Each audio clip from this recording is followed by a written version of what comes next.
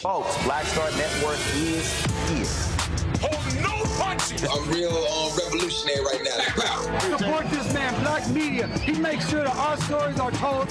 Thank you for being the voice of Black America, Roland. Stay black. I love y'all. All momentum we have now, we have to keep this going. The video looks phenomenal. See, this difference between Black Star Network and Black-owned media and something like CNN. You can't be Black-owned media and be scared. It's time to be smart. Bring your eyeballs home. You dig?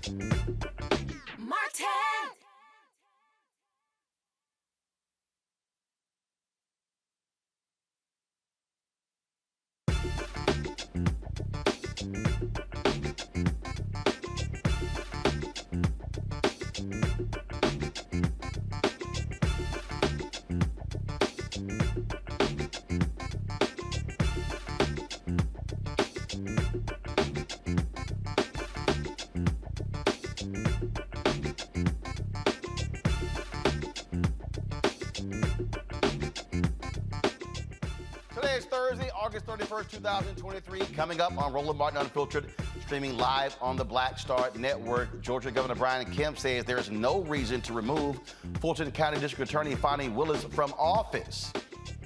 These MAGA Republicans, they're pissed off because of that. Despite video evidence of who shoulder-checked who, Tennessee Republican Speaker of the House Cameron Sexton says Representative Justin Pearson is playing the victim. Pearson is considering pressing charges after their scuffle on the floor. A Missouri judge ruled the white man who shot Ralph Yarl, the black teen who went to the wrong house, is going to stand trial. Also, one of the Proud Boys, he said January 6th will be a day in infamy. His punk ass going to prison for a long time. Wait until I show you what happened to good old Joe Biggs. Plus, my homeboy Michael Bivins is here to talk about a documentary about his musical journey, The Hustle of 617 Mike Biv. All right, folks, so all of that is next right here on Roland Martin Unfiltered on the Black Star Network. It is time to bring the funk. Let's go. He's got it. Whatever the biz, he's on it. Whatever it is, he's got the scoop, the fact, the find. And when it breaks, he's right on time and it's rolling. Best believe he's knowing. Putting it down from sports to news to politics. With entertainment just for kicks, he's rolling. It's a go, y'all. It's Roland Martin, rolling with Roland now. He's funk, he's fresh, he's real, the best, you know he's Roland Martin now.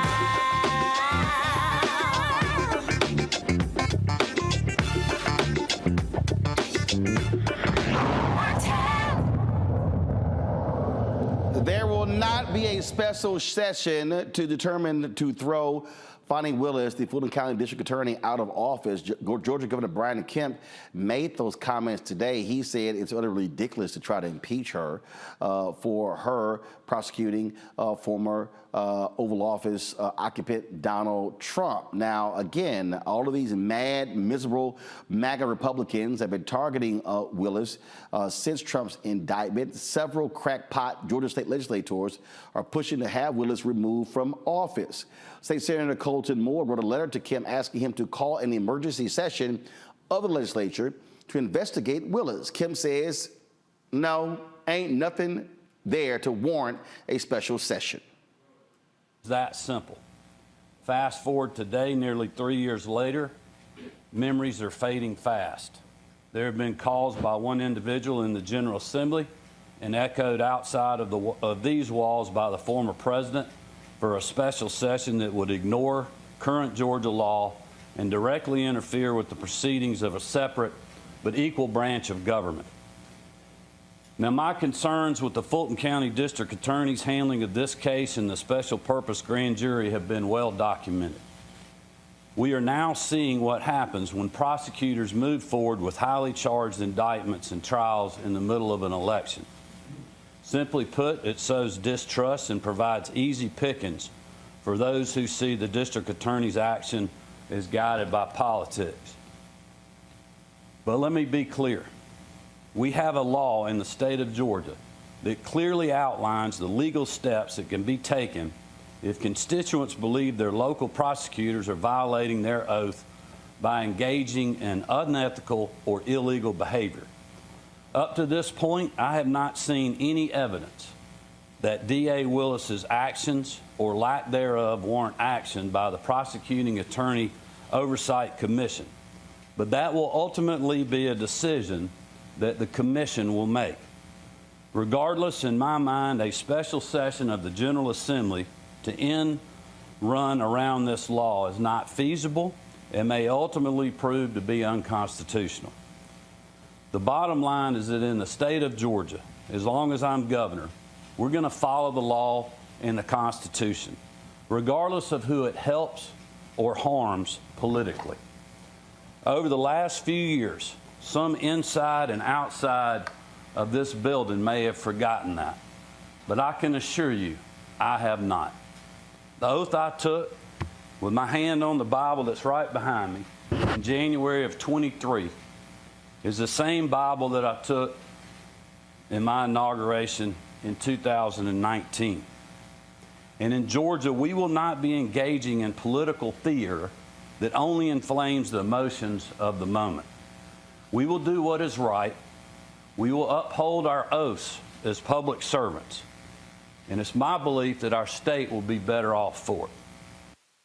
All right, folks, my pound, Dr. Greg Carr, Department of Afro-American Studies at Howard University out of D.C., Candace Kelly, legal analyst from South Orange, New Jersey, Matt Manning, civil rights attorney, Corpus Christi. Matt, I want to start with you. First of all, Kemp's trying to have it both ways there by trying to criticize Fani Willis, by also then saying there's no reason to dismiss her. I love how he still tried to suggest that somehow this was political. No, it's not political, because the fact of the matter is, he's not president.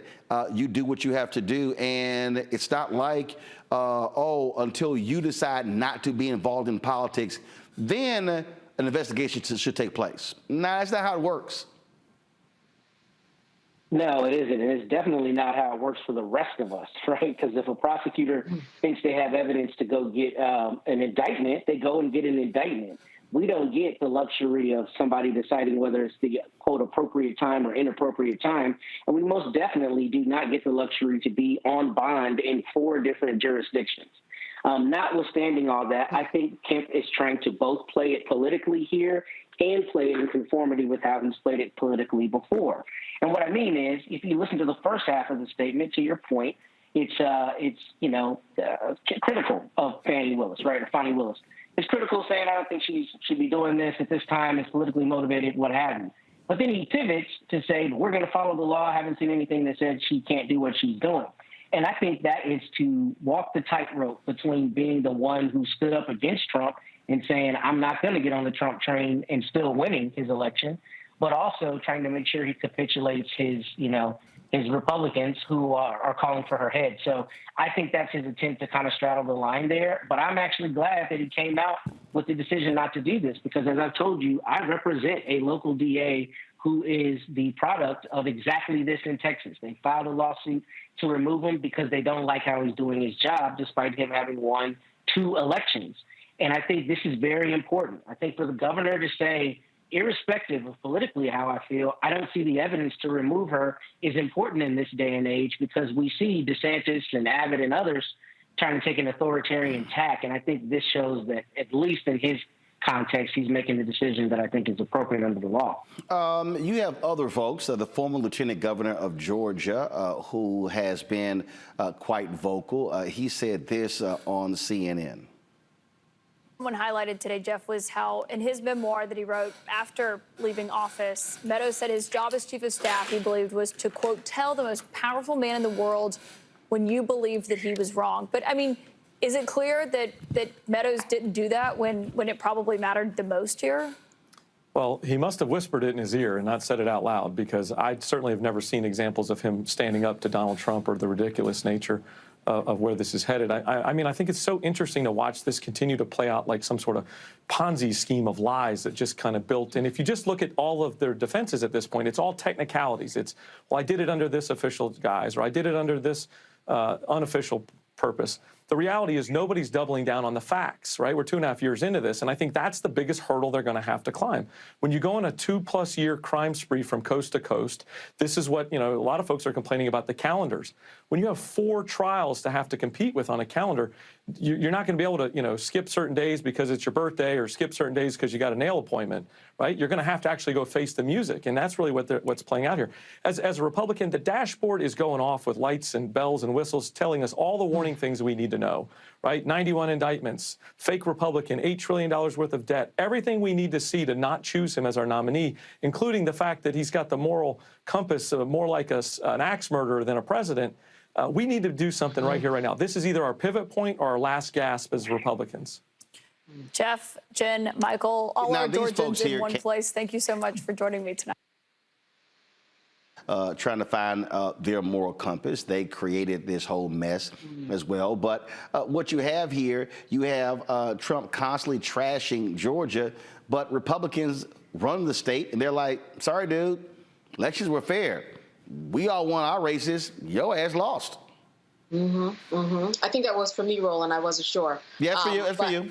Yeah, thank you. You know, what's interesting is that, listen, Kemp was a Trump ally. He was for such a long time. But let's not forget that he also testified in that special grand jury that brought all this into fruition in terms of the Georgia indictments. So he really is walking a fine line to figure out who is it that I want to be here. It's like he's running for office for president, right? Because everybody's in this position where they don't want to say, hey, I'm against Trump, and then they don't want to say I'm for Trump. But like you said, it's clear that because at one point he was aligned with Trump, and now he realizes that the facts just don't speak to this lie that Fani Willis is doing something that is beyond her scope. Well, that really tells you something about where everybody is situated. And I think at this point, people have to understand that when it comes to someone in his position who has been on a grand jury or who has testified in front of a grand jury, one of the 75, and who is the governor, he is making a decision that is going against Trump. That really speaks truth to the facts that he has that are in his control and the facts that he has that are not in his control. Here, the facts do not work in the favor of Trump. So he has no other choice than to decide the way that he did today. These folks, again, I love how shameful and despicable they are, Greg. And the constant fighting back and forth, they're imploding. But I just got to keep trying to just warn people. These people are crazy. And the fact of the matter is, Trump's MAGA crazy folks, they're there in Georgia. And so Kemp and the people like him, they have to continue with, again, dealing with the crazies, but still supporting the crazies and working with them because they run the state. Yes, and let's not lose sight of the fact that Brian Kemp is a white nationalist. He did nothing today. I agree with Matt and I agree with Candace. I mean, he's trying to preserve his political viability, but the only phrase that matters right now is 4 words: Prosecuting Attorney Oversight Committee. All Kemp did today was say, I'm going to stay out of it because he done appointed a committee that's going to lynch him if they can get away with it.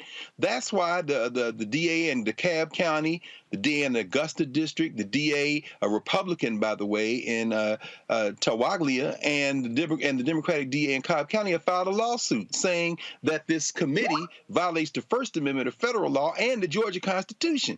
So Brian Kemp doesn't have to get in this. He's got the dirty work has been handled by the law that goes into place October the 1st. Let's not forget that this is the white nationalist who showed up running his first campaign with a gun across his lap and talking all crazy like he's talking right now. He did nothing today. This didn't anything. He doesn't have to do anything. Let's see what he does when the committee decides that damn the Constitution of the United States and the Georgia Constitution, we're going to try to remove Fani Willis. Then I'll be impressed. Until now, this was nothing. Indeed, indeed. All right, hold tight 1 second. We come back. It was something today in court in D.C. where one of the Proud Boys, let's just say he's going to have a whole lot of time, alone time, to think about standing with dumbass Donald Trump on January 6, 2021. Wait till I tell y'all how many years this fool is going to prison. I don't feel bad at all. At all. Hell, I might take a drink. You're watching Roll the Button Unfiltered on the Black Star Network. Back in a moment.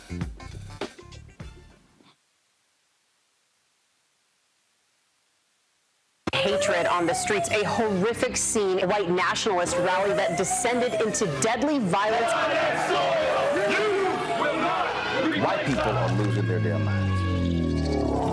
As an angry pro-Trump mob storms the U.S. Capitol, we've seen We're about to see the rise of what I call white minority resistance. We have seen white folks in this country who simply cannot tolerate black folks voting. I think what we're seeing is the inevitable result of violent denial. This is part of American history. Every time that people of color have made progress, whether real or symbolic, there has been what Carol Anderson at Emory University calls white rage as a backlash. This is the rise of the Proud Boys and the Boogaloo Boys. America, there's going to be more of this. Here's all the Proud Boys, Dave. This country is getting increasingly racist in its behaviors and its attitudes because of the fear of white people. The fear that they're taking our jobs, they're taking our resources, they're taking our women. This is white fear.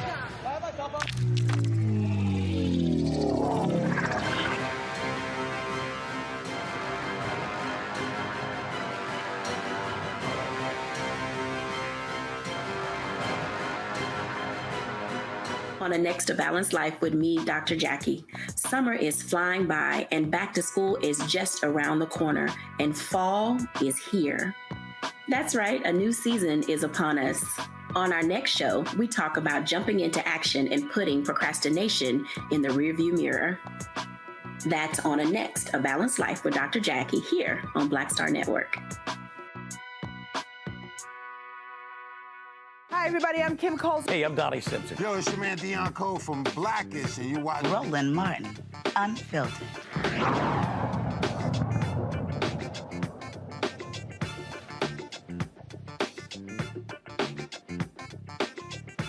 So, my man Scarface from Houston, he has a song called No Tears. It's a fantastic song.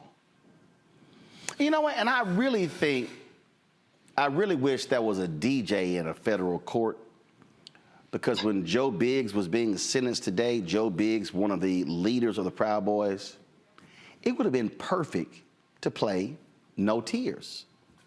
See, this is Joe Biggs smiling on January 6, 2021. But today, Joe Biggs was crying, was sobbing in court.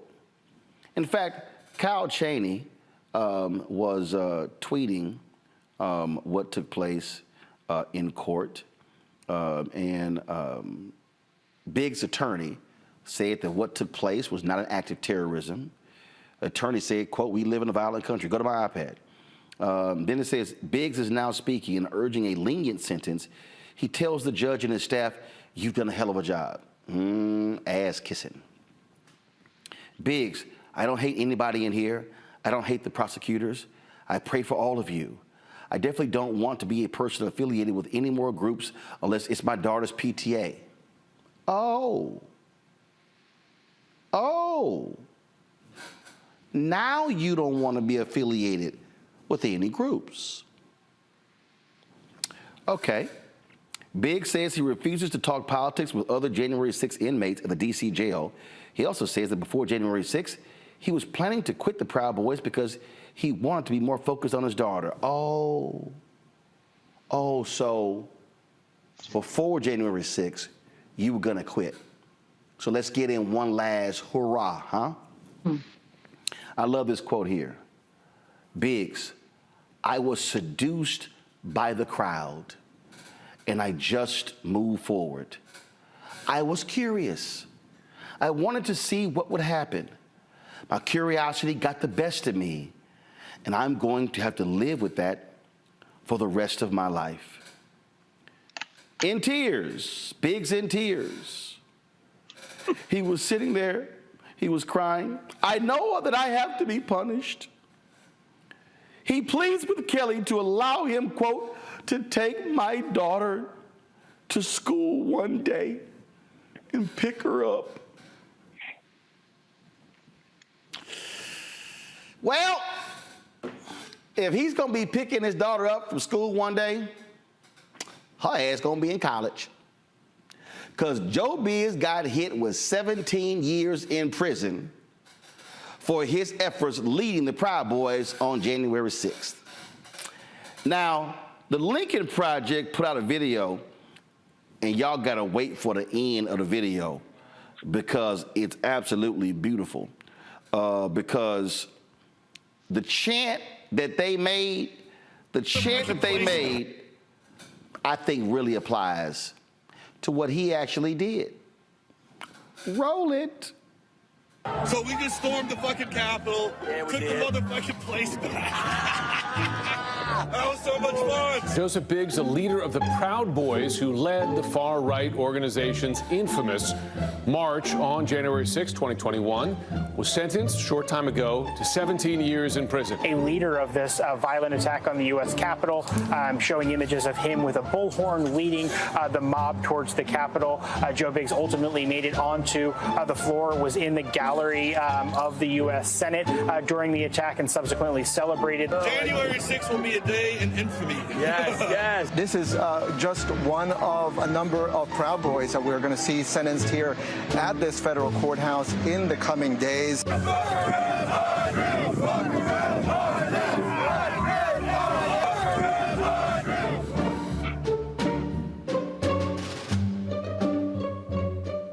Well, Candace, they were chanting "fuck around and find out," and they did.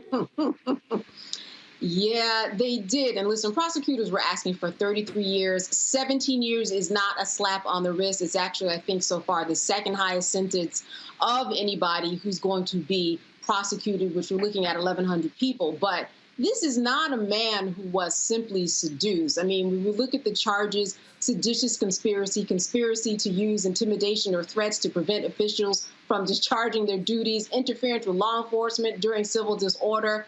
This was not a seduction. He went all the way. He was more than seduced. And so I don't think that he could have been surprised at what he was going to get, which is why we saw the drama in the courtroom. He asked the judge, please have mercy on me. His daughter was molested. He started drinking.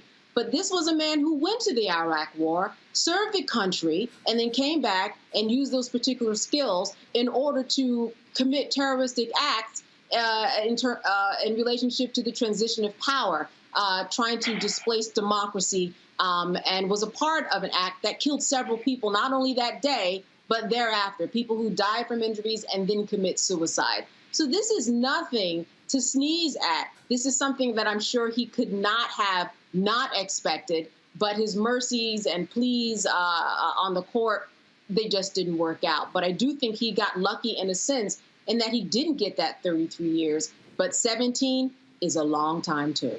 Matt, he was standing there in his orange jumpsuit, and also in another sentencing, Zachary Rell, who formerly headed the Proud Boys in Philadelphia, he got slapped with 15 years in prison.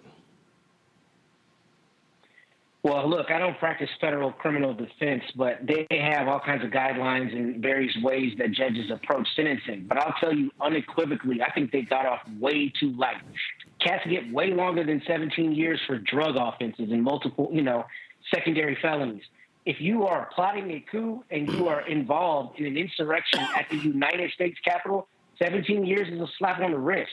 And I get it. I mean, I'm a lawyer. I stand next to people all the time in court, and I have to present the best possible case to the judge. I don't begrudge his lawyer doing that. But, I mean, attacking the hall of power while people are making decisions with, the intent to hurt them and then trying to come in and give a sob story, crocodile tears, I think he got off easy. I think he should get considerably more than 17 years. And I'm surprised that federal law doesn't provide for that, and maybe that's my ignorance in a circumstance like this. This is treason. It's treasonous, and as such, you should be hit with way more time. So I'm surprised the judge didn't go harder than that. Go back to my iPad, Anthony. The judge said what happened that day, it broke our tradition of the peaceful transfer of power, which is the most precious thing we had as Americans. Notice I say had.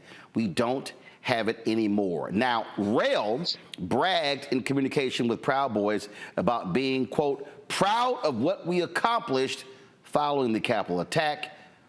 Guess what, Greg? He sobbed during his sentencing. He said, quote, a complete lapse in judgment cost me everything. I am done peddling lies for people who do not care about me. Yeah, that's what you say when your ass got caught. Well, you quoted your homie Scarface, and I agree with Matt. They got off pretty light. The tears fall fairly easily for dudes like this, as Scarface said. When it comes to us, Scarface said, "I never saw a man cry till I saw a man die." In this case, you're alive, sir. Why are you weeping? And as you say, you can you can drive your daughter, you can pick her up at law school or grad school, because I think she'd probably be done with undergrad, depending on how old she is if he gets out. Then again, maybe he'll get a little release for good behavior. But I agree with Matt. I mean, they throw the book at people for far less. And in this case, the judge also said, it's not my job to label you a terrorist, and my sentence today won't do that, no matter what it is. Well, if this wasn't terrorism, then what is, Judge? What is? Judge Kelly? So I mean, yeah, it's funny about these things, isn't it? When it's us, the book gets thrown. When it's them, they can tear up the whole damn United States Capitol and still get out in, relatively speaking, reasonable amount of time. Yep. Look, I know you two might hit us with a strike, but I just couldn't. Guys, come on, turn it up. Now the funeral is over, and all the tears are dried up. Niggas hanging deep on the cut, getting fired up. Looking for the nigga who pulled the pistol on my homie. And I for an Oh, I do not feel sorry for any of these punks. I want them to throw all of them in jail. I am overjoyed every single time I see one of them go to prison, Candace, because what these thugs did, and they were thugs, they were white domestic terrorists. They were there. They had guns on the outside of D.C. They were ready to commit harm. And so they're getting everything they deserve. And every time I see one of these punk asses like Charlie Kirk to tweet about, how Ashley Babbitt was a hero, I said, well, guess what? She a dead-ass domestic terrorist because she tried to jump her ass through that door and got shot. Matter of fact, the other day, Kirk was complaining at the officer who shot Ashley Babbitt got promoted. And I was like, hell, keep getting promoted. He should have shot her ass. Listen, today what we saw was a lieutenant in the Proud Boys get the second longest conviction. And that is meaningful because when we look at the Proud Boys and the ones that are going to be sentenced, especially Enrique Tarrio, right? He would have already been sentenced, but for a judge's illness. The Proud Boys are almost effectively no longer in existence in terms of what we know. Now, we know there's probably some rumblings online, and they're still doing what they need to do in terms of putting people in political office. That's what they've been working on lately, making sure that they know their rights and doing things the right way. So there might be a recreation of the Proud Boys, but in terms of the Proud Boys that we have known and have been hearing of all of these years, the lieutenant's gone. We've got the chairman that's going to be sentenced, though what's going to be interesting about that, Roland, is that this is someone who has been an informant for the government. So we don't know what deals he has made. We don't know what information he has given. So I think that that will be the most interesting thing to come. But you are correct. These are terrorists. There's no other way to put it. They tried to use the Constitution and say that it was working on their behalf to use their First Amendment rights, but you can't storm a Capitol and kill people in the process and expect to get away. These are people who are privileged, who thought that they could get away with anything because for so long, actually, they had been getting away with a lot. And so now the chickens have come home to roost, and this is what we're seeing. Next week, Enrique Tarrio, and I can't wait to talk about him and see what he gets. Oh, absolutely. I absolutely love it. All right, folks. Guess what? One of the Trump co-defendants, he's out of Fulton County Jail. Harrison Floyd finally got a bond. First thing he did was run to Steve Bannon's war room and right-wing media, whining and complaining. Here's him talking to that white nationalist Greg Kelly on Newsmax. Listen to this idiot. I know you can't talk. I think you can't talk specifically about the case against you, and anything you say, they're watching, so you want to, be careful about that. But overall, what do you want to say about this case? I have family in Georgia. I have a cousin who was shot 6 times waiting for an Uber, and they still haven't found my cousin's shooter, but they found the time to indict me and 18 others for this silliness. I really wish that they would get their act together and serve the people of Fulton County, Georgia, like they're supposed to, and these people out of jail and get these people out of these conditions that they shouldn't be in. If we're going to walk around and call ourselves the greatest nation on earth, we shouldn't be treating each other and folks like this. See, I love it how now all of a sudden, Greg, the right wing cares about jail conditions. Now all of a sudden, they care about people who are dying in prisons. I remember when there were people who were dying in the jails of that bootlicking sheriff in Milwaukee. I can't remember that fool's name. Oh, they were talking about he should run for higher office. But now, and now Trump is running around saying young thugs should get a bond. Now that isn't it amazing what happens what a mugshot will do to you when it comes to your concern about the criminal justice system? Very interesting. Again, I mean, it's all much more complicated than it appears on the surface. I was talking with some undergraduate students yesterday about Young Thug. In fact, one young brother had a Young Thug shirt on. And they swear that Fani Willis is against hip-hop in Atlanta. It's a war on hip-hop, they're saying. And I'm listening to them back and forth. And I said, well, it's interesting because she's also after Donald Trump. And they were like, yeah, but, and all for that. But it's more complicated than just saying the law is on one side or the other. And when it comes to race, we know that's true. We know when they were searching for Chandra Levy, everybody remembers her, in Rock Creek Park, they found other bodies there, people who were unhoused, people who may have something that happened to foul play. We know in Mississippi, when they were looking for Schwerner, Goodman, and Cheney, they found so many black people that the SNCC singers made the song In the Mississippi River. They said, we've been trying to tell y'all what they do down here, but until the white people died, you didn't come looking. I mean, it's funny, Jahan Jones has an article on MSNBC website, and Jahan says, MAGA movement's DEI program looks like a pathway to prison. Every one of these people, we heard Candace mention Enrique Tarrio, what's going to happen to him, and here's Harrison Floyd. Every time y'all try to diversify MAGA, you seem to end up in jail. You better So that's right. I just think it's laughable to listen to idiots like Harrison Floyd now all of a sudden be really concerned, because you notice they haven't said, well, Trump, you get a Department of Justice for 4 years. Why do you investigate these jails? In fact, the Biden-Harris Department of Justice has been far more aggressive, Matt, in throwing wardens and jail officers and others in prison far more than what happened under Donald Trump.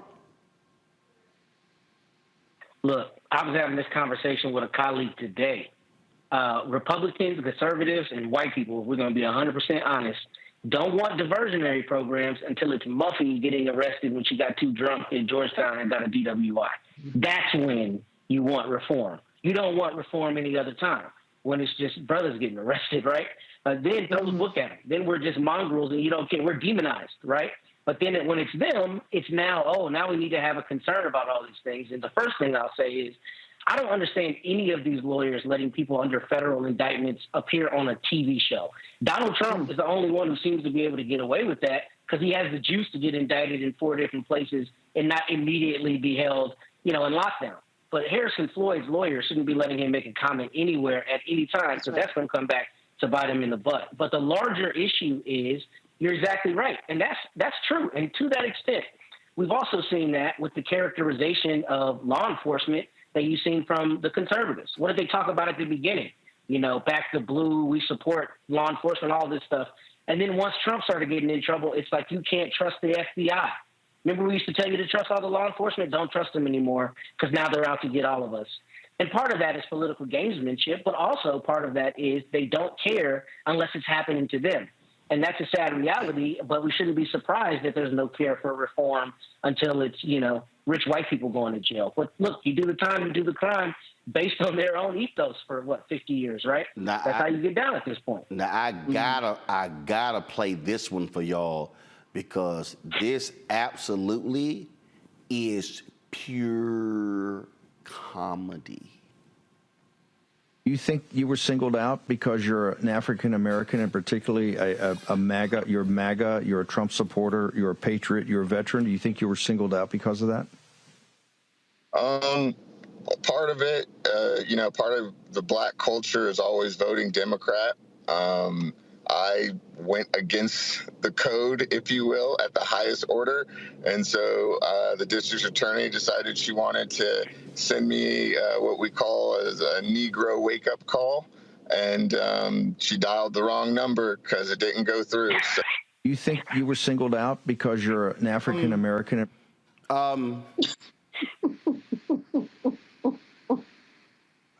Can I get one of those every morning? Because I never heard of a Negro wake-up call. I need that. It's because you're not a Negro. Okay. All right. I need the wake-up call. You feel me? Candace, I'm first of all, he said the call didn't go through. Oh, yes, it did. That's why your ass sat in jail all that damn time. Oh, the call went through. Oh, God. Now, what's hilarious to me, 19 folk got indicted, 2 black. So what do we call the white folk? Not only did he pick up, but he gave them instructions on how to come get him. He called it silliness. That was not almost 100 pages of silliness that came across the media. That's number one. He is a part of a larger conspiracy where they have evidence, 2 grand juries. They have everything written for him to see.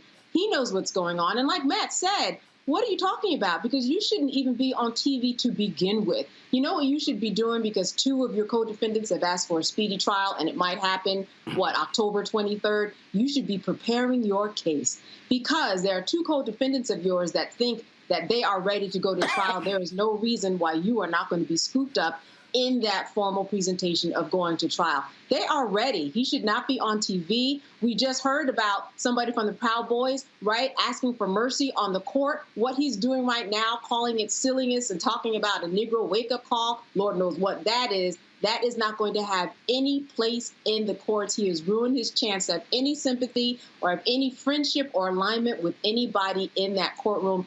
His attorney has to stop him from being on TV, and he needs to stop himself from saying silly things and phrases that even the black culture doesn't know what he's talking about. Okay, y'all. I just need a little bit more comedy. Harrison, I got my Negro wake-up call, Floyd, held a news conference. And if y'all really want to laugh, this fool even said, I'm running for Congress.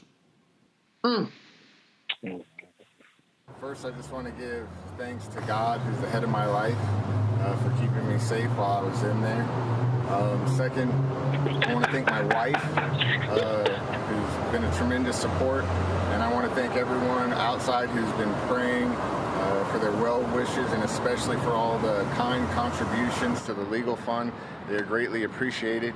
And last but not least, I would like to thank District Attorney Fani Willis for giving me what we call in our community a Negro wake-up call, because she has reminded me that our country and the state of Georgia will not be able to be a righteous nation if we stand on pillars of corruption, racism, lying, and cheating. And when we are governed by men and women who are more concerned about things in the world rather than serving the citizens they're sworn to protect, we end up going into more and deeper darkness. So the only thing we can do is follow God and lead by example. And so I'm also announcing right now that I'm exploring running for a congressional seat in Georgia. I'm coming back here to get things right. Thank you. Yeah. Greg, did that? Go ahead, Doc. No, hey, look, it's not a bad strategy. I mean, as of a few days ago, 3 or 4 days ago, he had $250,000 in his crowdsourced legal defense fund. If he doesn't do the up to 20 years and he runs for office, I guess he don't want to give any of that money back. Can he convert it over to his PAC? Can he put it? I mean, you know, the grift is real. Look at the fools that are in the federal legislature right now. Hey, this is your 15 minutes of fame. Clearly, the MAGA DEI program leads to unintended consequences for non-whites. But in this case, why the hell not run for Congress? I mean, if you're in Georgia, you might have a chance. Look at the hillbillies in the damn legislature. Look at Herschel Walker. Why the hell not? Oh, Matt, I love these black MAGA people. All you damn black Democrats, all y'all do is play the victim. Y'all just play the victim. There ain't no damn victim. Don't break the law, you're not gonna be in trouble. Now your little punk ass, now his little punk ass, now he running his mouth, trying to look like a martyr. I'm like, man, go sit your silly ass down. And clearly, I hope your wife got some money set aside, cause babe, boo, his ass going to jail. Boo, he going to jail. He's one of the 3 people who pressured those 2 black election workers. So just so y'all understand what this punk Harrison Floyd did. He was there attacking these 2 sisters. He can go to hell. Go ahead, Matt. I was just going to say, can we talk about how he's talking about playing Negro cards, and he started with the blackest thing you can do by saying exactly what you hear at every black church? I just want to give honor to God, who's the head of my life. First off, I don't know if y'all caught that. Hold on. Let's go. Y'all go ahead and run that. Go ahead and run that back. Go ahead and run that back. Let's hear the church testimony of Harrison Black MAGA Floyd. First, I just want to give thanks to God, who's the head of my life, for keeping me safe while I was in there. Second, I want to thank my wife, who's been a tremendous support, and I want to thank everyone outside who's been praying. Is he accepting the Grammy Award? Go ahead, Matt. It sounded like he was about to try to testify, but that's neither here nor there. I'll tell you, look, what I think you see here is you see the tokenism that a lot of times black people in these spaces try to leverage until they realize that they are a token.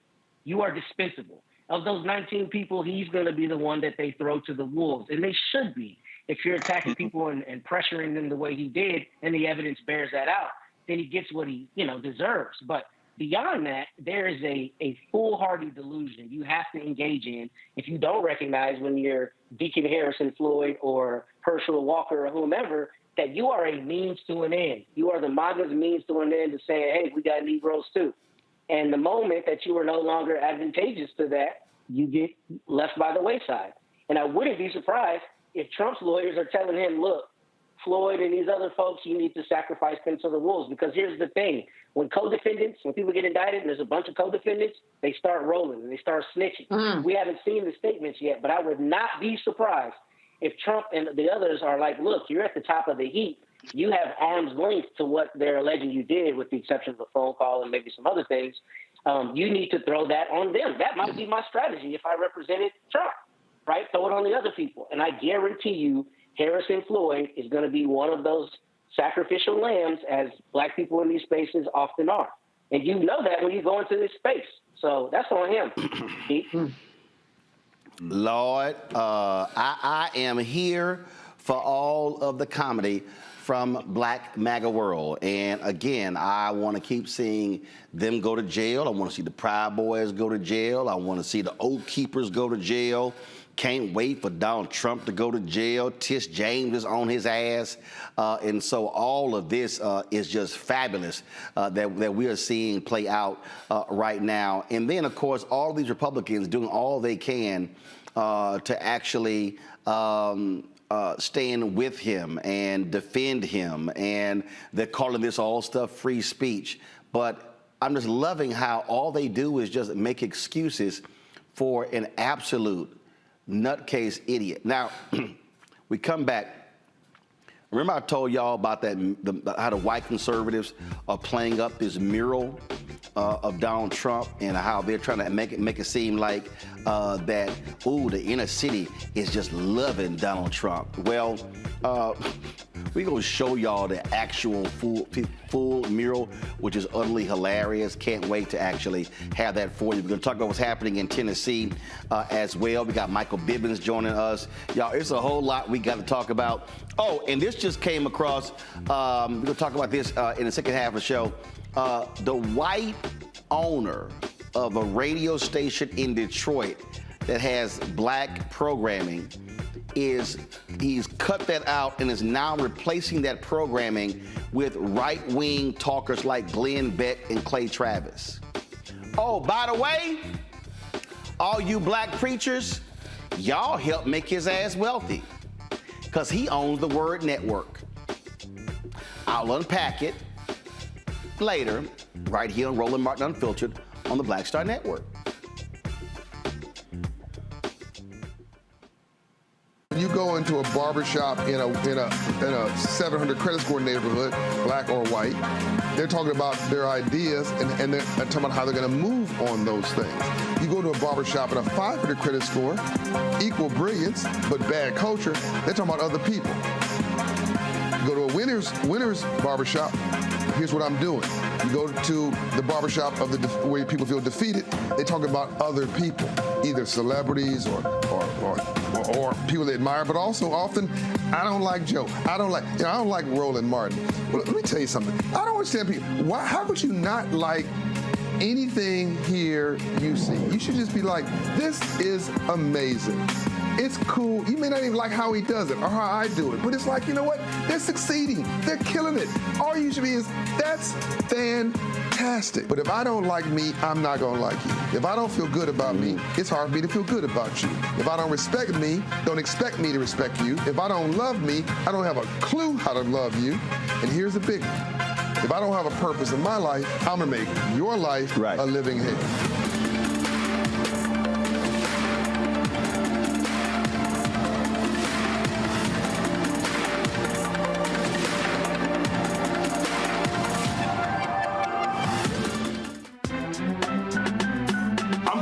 Muhammad, live from LA. And this is The Culture. The Culture is a two-way conversation. You and me. We talk about the stories, politics, the good, the bad, and the downright ugly. So join our community every day at 3 p.m. Eastern and let your voice be heard. Hey, we're all in this together. So let's talk about it and see what kind of trouble we can get into. It's The Culture. Weekdays at 3, only on the Black Star Network. Me, Sherry Shepard with Sammy Roman. I'm Dr. Robin B., pharmacist and fitness coach, and you're watching Roland Martin Unfiltered.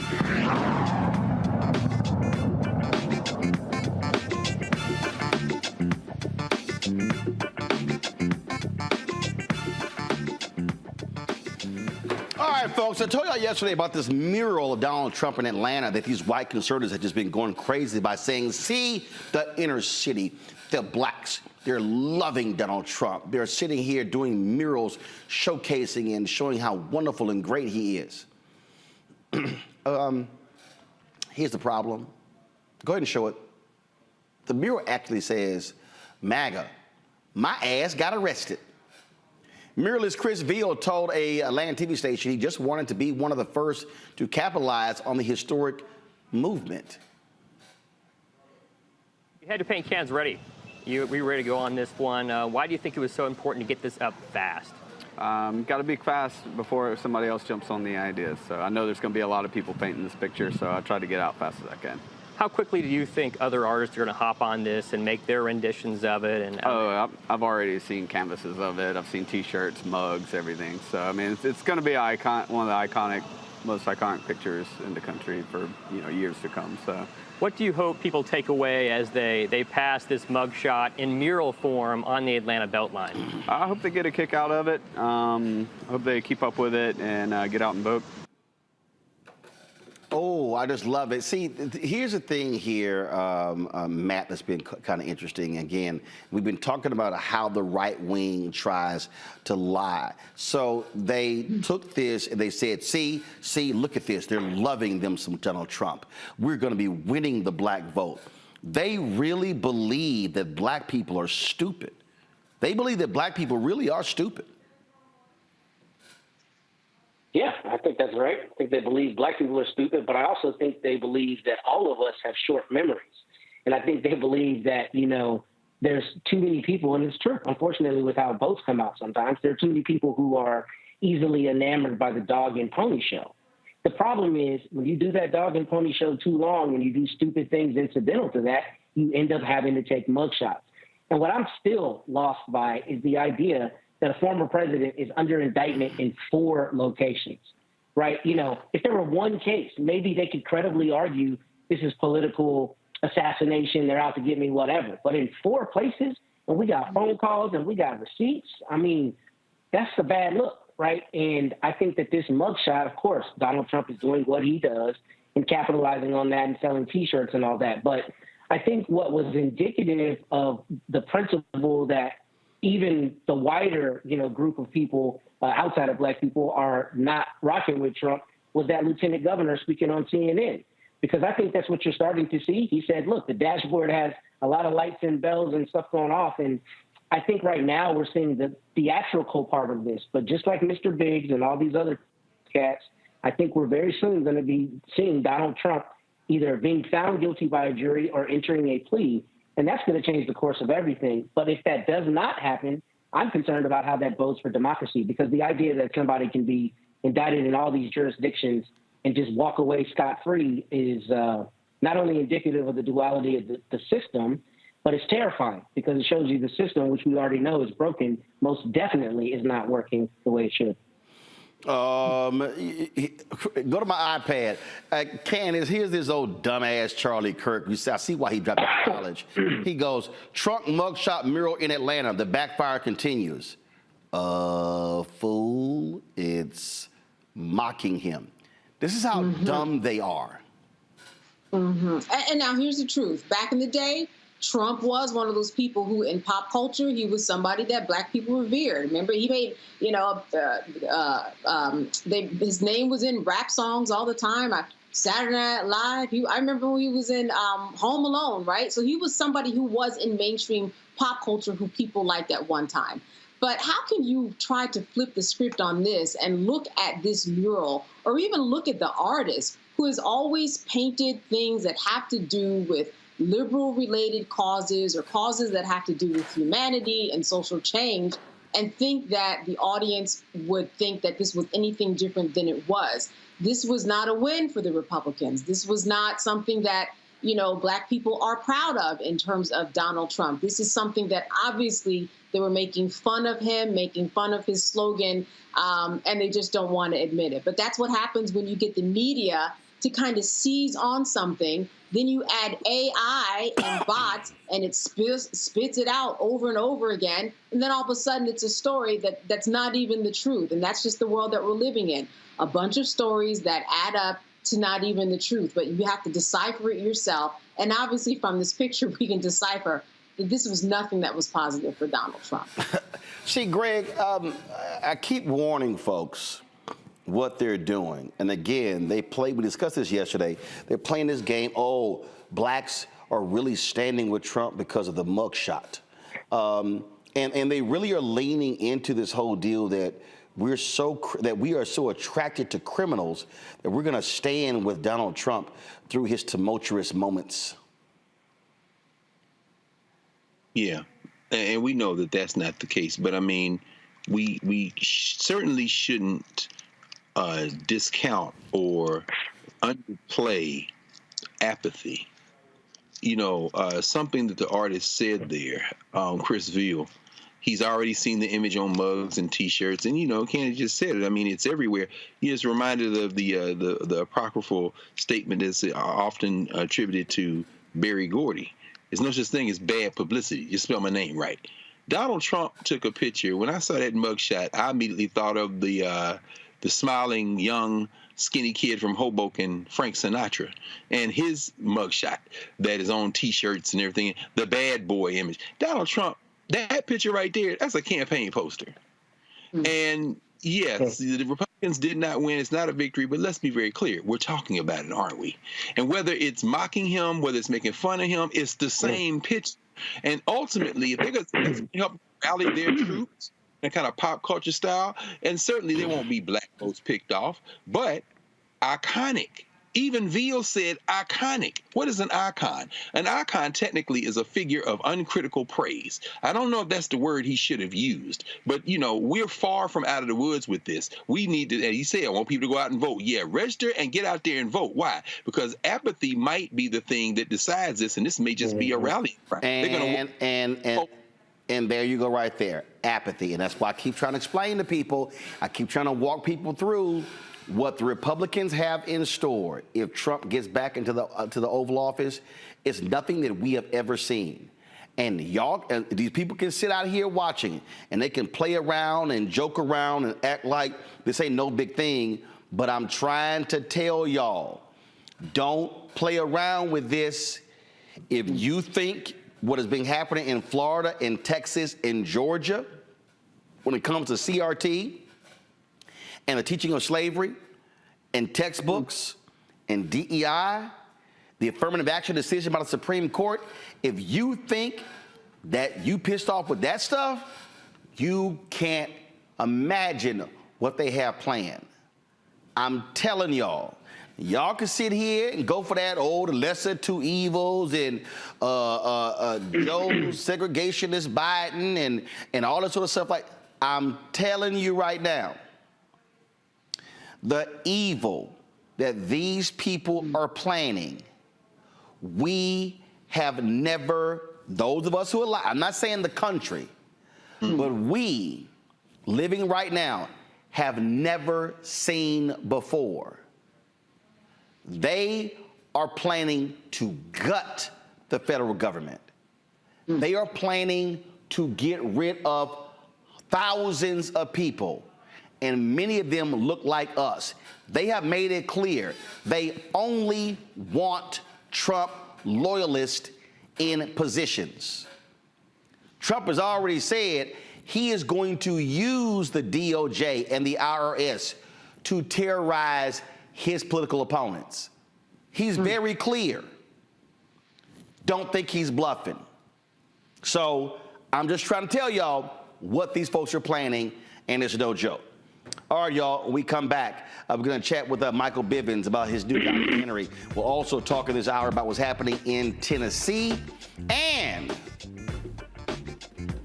black folks made Kevin Adele a whole bunch of money. A lot of you black preachers out there with your church services on the Word Network, y'all might be saying, what is he doing by flipping a major radio station in Detroit from Black Talk Radio to right-wing hate featuring Glenn Beck and Clay Travis? It's happened. You're watching Roland Martin Unfiltered on the Black Star Network. Hey, folks, don't forget, if you're on YouTube, hit the like button, y'all. Appreciate all of you doing so. Also, support us in what we do. Download the Black Star. First of all, contribute to our show. It's critically important that you become contributors to our show. I appreciate everybody who comes to me and they tell me, we love the show, we praying for you, keep it up. But here's the whole deal, y'all. Without money, we can't pay staff. We can't pay for all things that we're doing right here. And so I appreciate all of it. I love people saying, man, oh my God, the quality is great. Yeah, guess what? We pay for all this. And so your donations are critically important. Our goal is real simple, to get 20,000 of our fans contributing on average $50 each. If 20,000 of our fans contribute on average $50 each, that means we would raise $1 million a year from our fans. $1 million a year. Folks, right now, we are in, about to go into September. We are behind, way behind. Right now, we are on track to only raise about $700,000. So we need you to support us in what we do. If you can't get $50, hey, we appreciate $1, $2, $5, $10. It doesn't matter. If you can give more, that'd be great as well. And so send your check and money orders to P.O. Box 57196, Washington, D.C. 20037-0196. And y'all heard me say it, and I'm not lying. I'm the one who has to cut the checks. All of this costs $195,000 a month. This show, all the shows on the Black Star Network, the production, everything, travel, you name it, $195,000 a month. And so that's just the reality. Cash App is $RM Unfiltered, PayPal R Martin Unfiltered, Venmo is RM Unfiltered, Zelle Roland@RolandSMartin.com, Roland@RolandMartinUnfiltered.com. And I'll say this here to everybody who's watching. Let me be clear. There is no, let me be real clear. Come to me with this here. There is no black-owned media outlet. There is no black-owned media outlet. There is no black-owned media outlet in the country that does more original news per day than we do. We have 5 hours of original news every single day right here on the network. There is none. Nobody. Not the Griot, not Black Enterprise, not Essence, not Blavity, not News, not TV One, not Urban One. Nobody that does what we do. And so your support matters. Also, get my book, White Fear, How the Browning of America is Making White Folks Lose Their Mind, available at bookstores nationwide. When you buy the book, that money comes right back into the show. I'll be right back. Next on the Black Table with me, Greg Carr. Brown versus the Board of Education. The history books call it the court decision that ended racial segregation in American schools. But a brand new book, Jim Crow's Pink Slip, uncovers a devastating unintended consequence of that 1954 Supreme Court decision. We may, if we were lucky, have been the very last generation of Black students to have experienced these generations of Black teachers who have never been replaced. Dr. Leslie Fenwick joins us to talk about her book and the actions following that landmark decision that dealt a virtual death blow to Black educators. That's next on the Black Table, right here on the Black Star Network. Up next on The Frequency with me, Dee Barnes, we're going to talk to Leslie Segar, a.k.a. Big Les, and talk about her incredible career as a dancer, choreographer, and VJ of Rap City. Magic Johnson was there, so half the NBA was there. Iman the supermodel, so all the supermodels were there every day. Actors, right. Like it was a who's who of who's who. Right here on The Frequency in the Black Star Network. On the next Get Wealthy with me, Deborah Owens, America's Wealth Coach, I'm sure you've heard that saying that the only thing guaranteed is death and taxes. The truth is that the wealthy get wealthier by understanding tax strategy.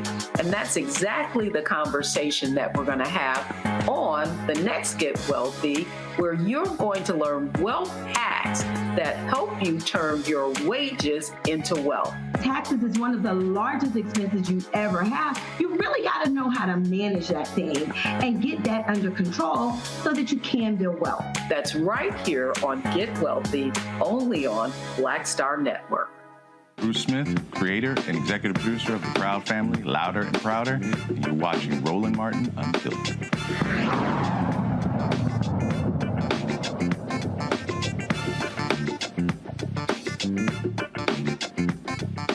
All right, folks, welcome back to Roland Martin Unfiltered right here on the Black Star Network. Many of you, of course, know Michael Bivins has been a member of New Edition and BBD, of course. One of the original members, has been involved in the music business for a number of years. Also, signed artists like Boyz II Men and Another Bad Creation. Well, a new documentary on All Black AMC Network details how Bivins became a staple in R&B and hip-hop music. It's called The Hustle of @617 Mike Biv. That's, of course, his Twitter handle. Here is a look. Who's Michael Bivins? Sometimes it can be an Mike was a superstar basketball player. We was just kids from the projects having a good time. Mike was the golden child. He had a swag of one of the coolest businessmen in the game. He was popular on his side and on my side of the projects. Since day one, we clicked. I did what I had to do, and I did it by any means necessary. It changed my life. The music game ain't no different than the drug game. I feel like I went to jail in the music industry. I'm mentally institutionalized. I realized I was protected a little bit differently.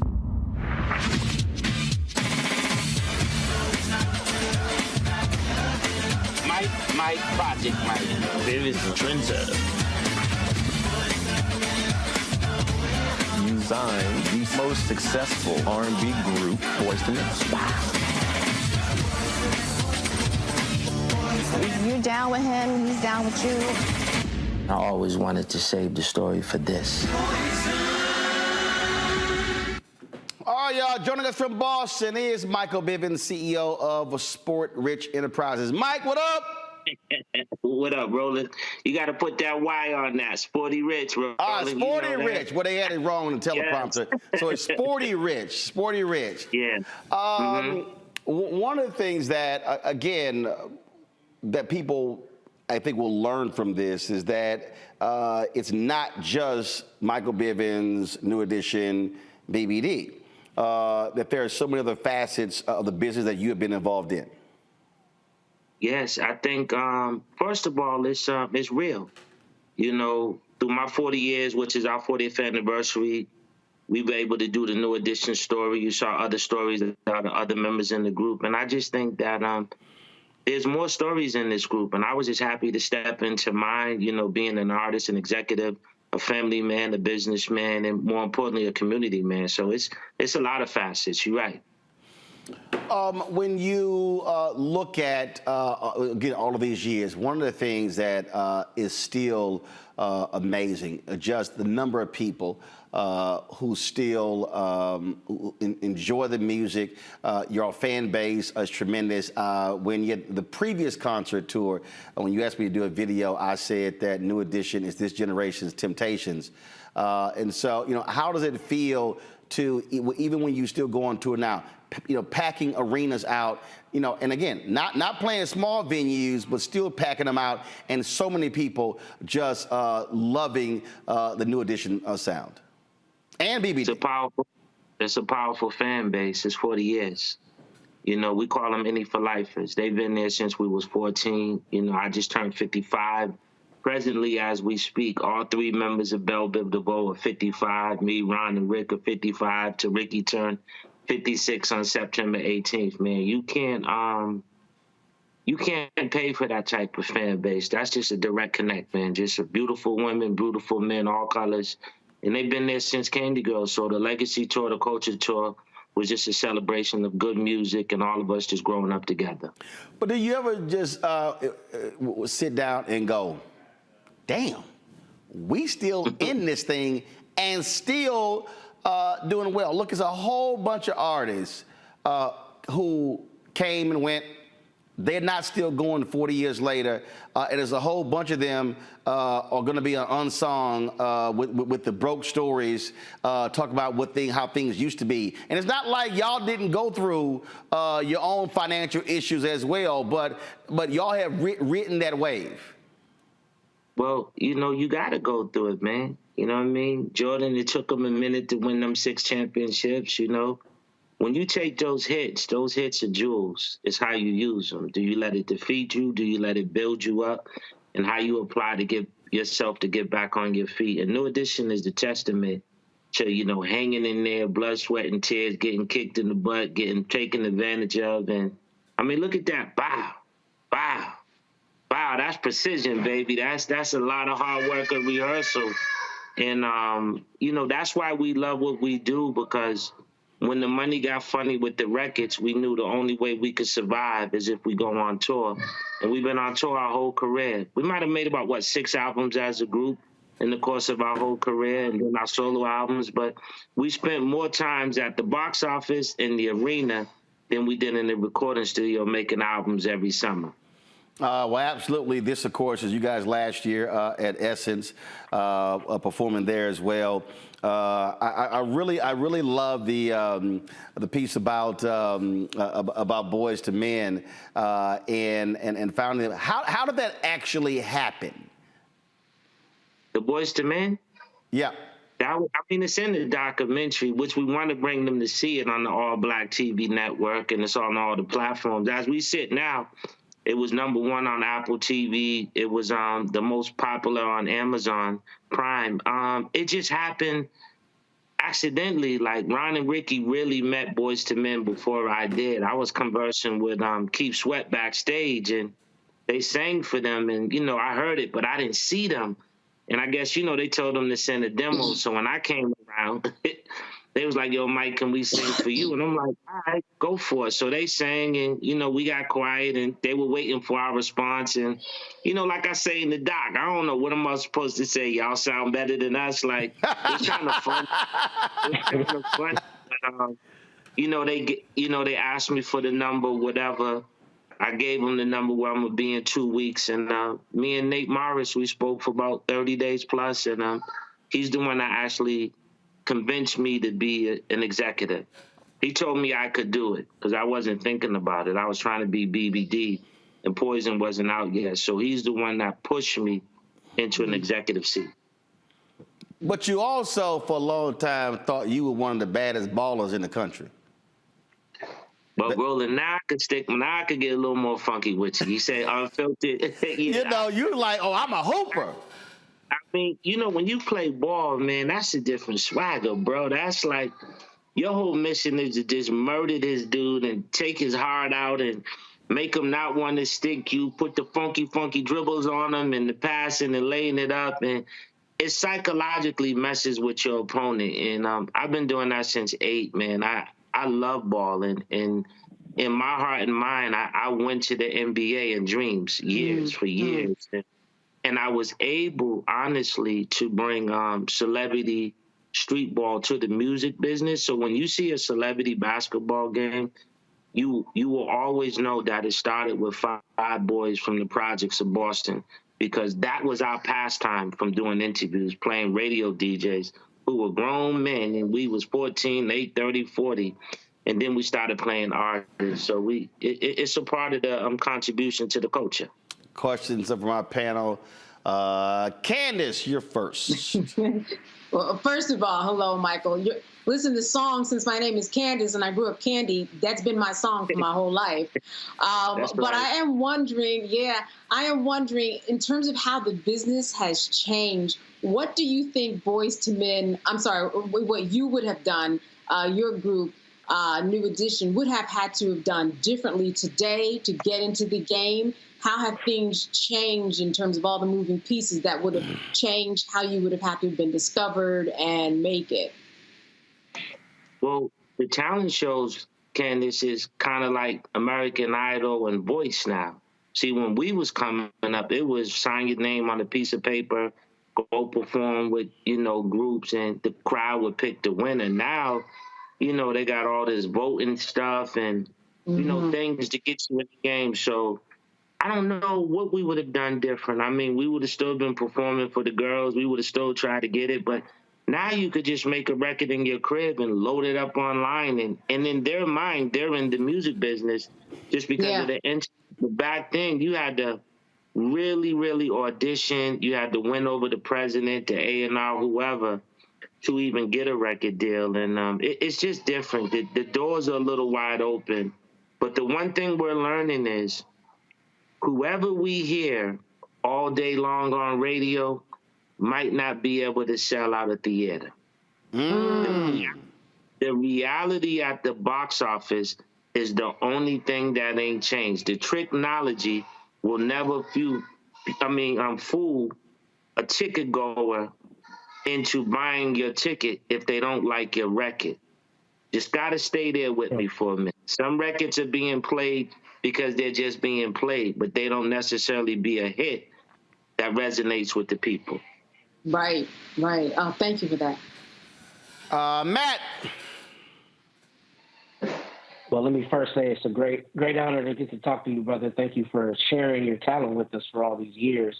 I guess my question would be to you at this age, at 55, looking back 41 years ago, what have you learned in your journey that you would tell young entrepreneurs or young people who are trying to distill their talents and bring them to the world? What have you learned about your journey that you think is impactful for them to know? You know what, Money? I probably wouldn't even tell them too much about my journey because, like Candace say, times have changed. And if I get to talking about the ugly side, I might discourage them. So now that I am older, I don't really talk about the dark side because what we've been through is going to make it easier for them. So I would just show them, yo, your left hand and your left foot is a little offbeat and this and that in the studio. The record is this, that. This record is better than that. I would try to keep them where they could see the fun in it before I start killing them on the horror story. Because you could really take somebody out if we talk about what we've been through. So now that I'm older, man, I'll probably just stay on the fun side, you know? Keep it at the amusement park. Everything is good.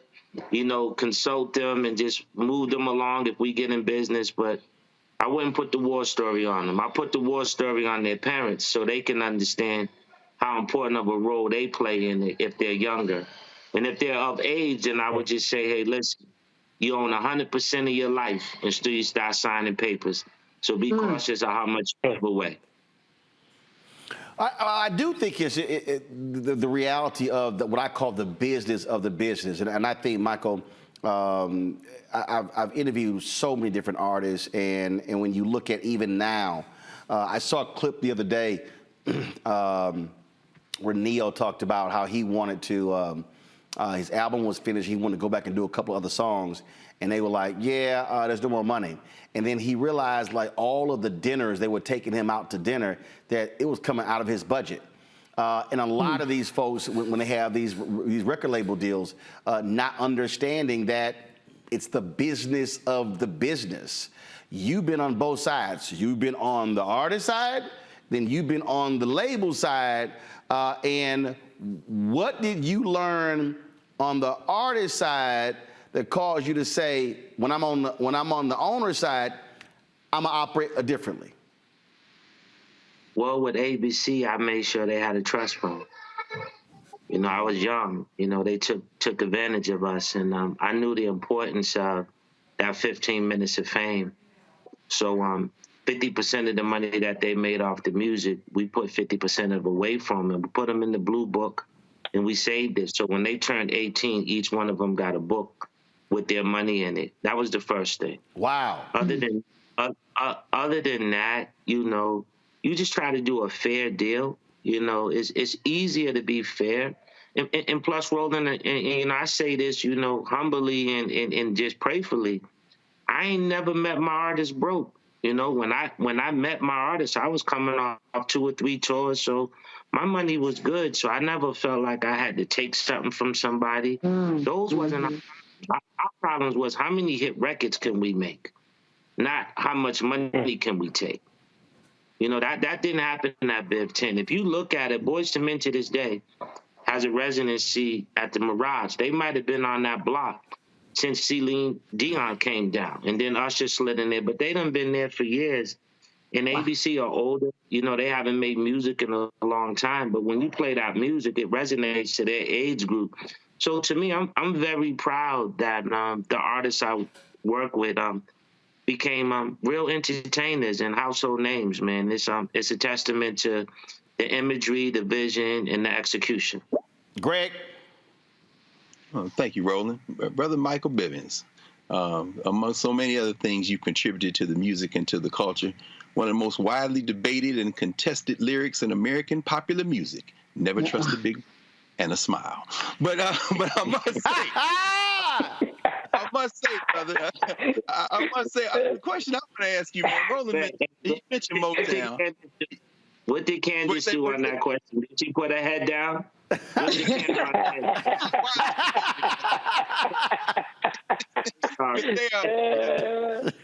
I think most of us hear Poison as a blues, brother. So I mean, I'm just saying it's like a hip hop blues. But you know, Roland mentioned Motown, and he mentioned many of the groups, and we think about, of course, the Jacksons and all those, and then the white groups like the Osmonds, and then through the '70s, Earth, Wind and Fire, so many others.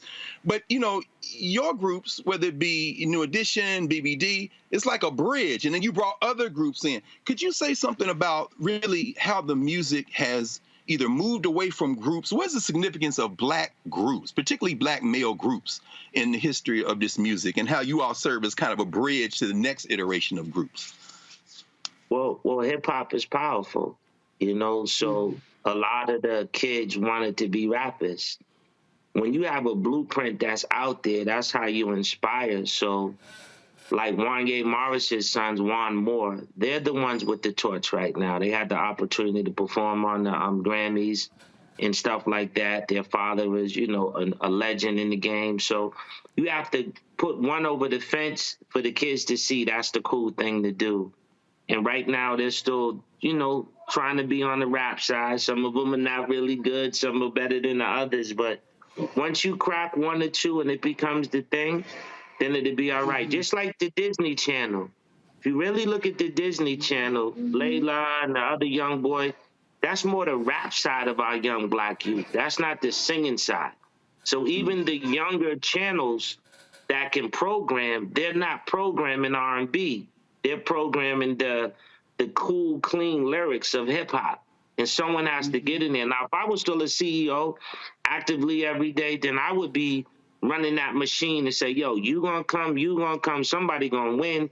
If one get in, two of y'all go on tour, be the opening act, boom. Now we got 3 R&B groups on one tour, and we doing our thing. Someone just has to program it, and that's the problem. Thank you, man. Greg asked about groups, and one of the things that is important, as how I look at it, is not only how you take care of yourself, but also how you carry yourself. And if anybody actually steps back and studies New Edition, if they study how you dress, how you act, how you performed, I've never heard anybody say, oh my God, they put on a raunchy show. And the reality is, you can go to a New Edition concert today, and you literally are going to see multiple generations of folk in that audience. Was that by design as y'all kept going? Smack it up, flip it, rub it down. Oh no, I don't know, Roland. No. I'm not saying. Well, first of all, look, the OJ's got some lyrics.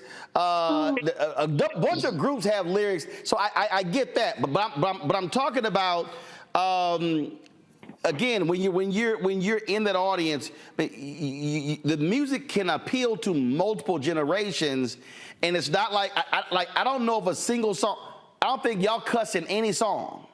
No, but what I'm saying is, I thought we was slick how we did it.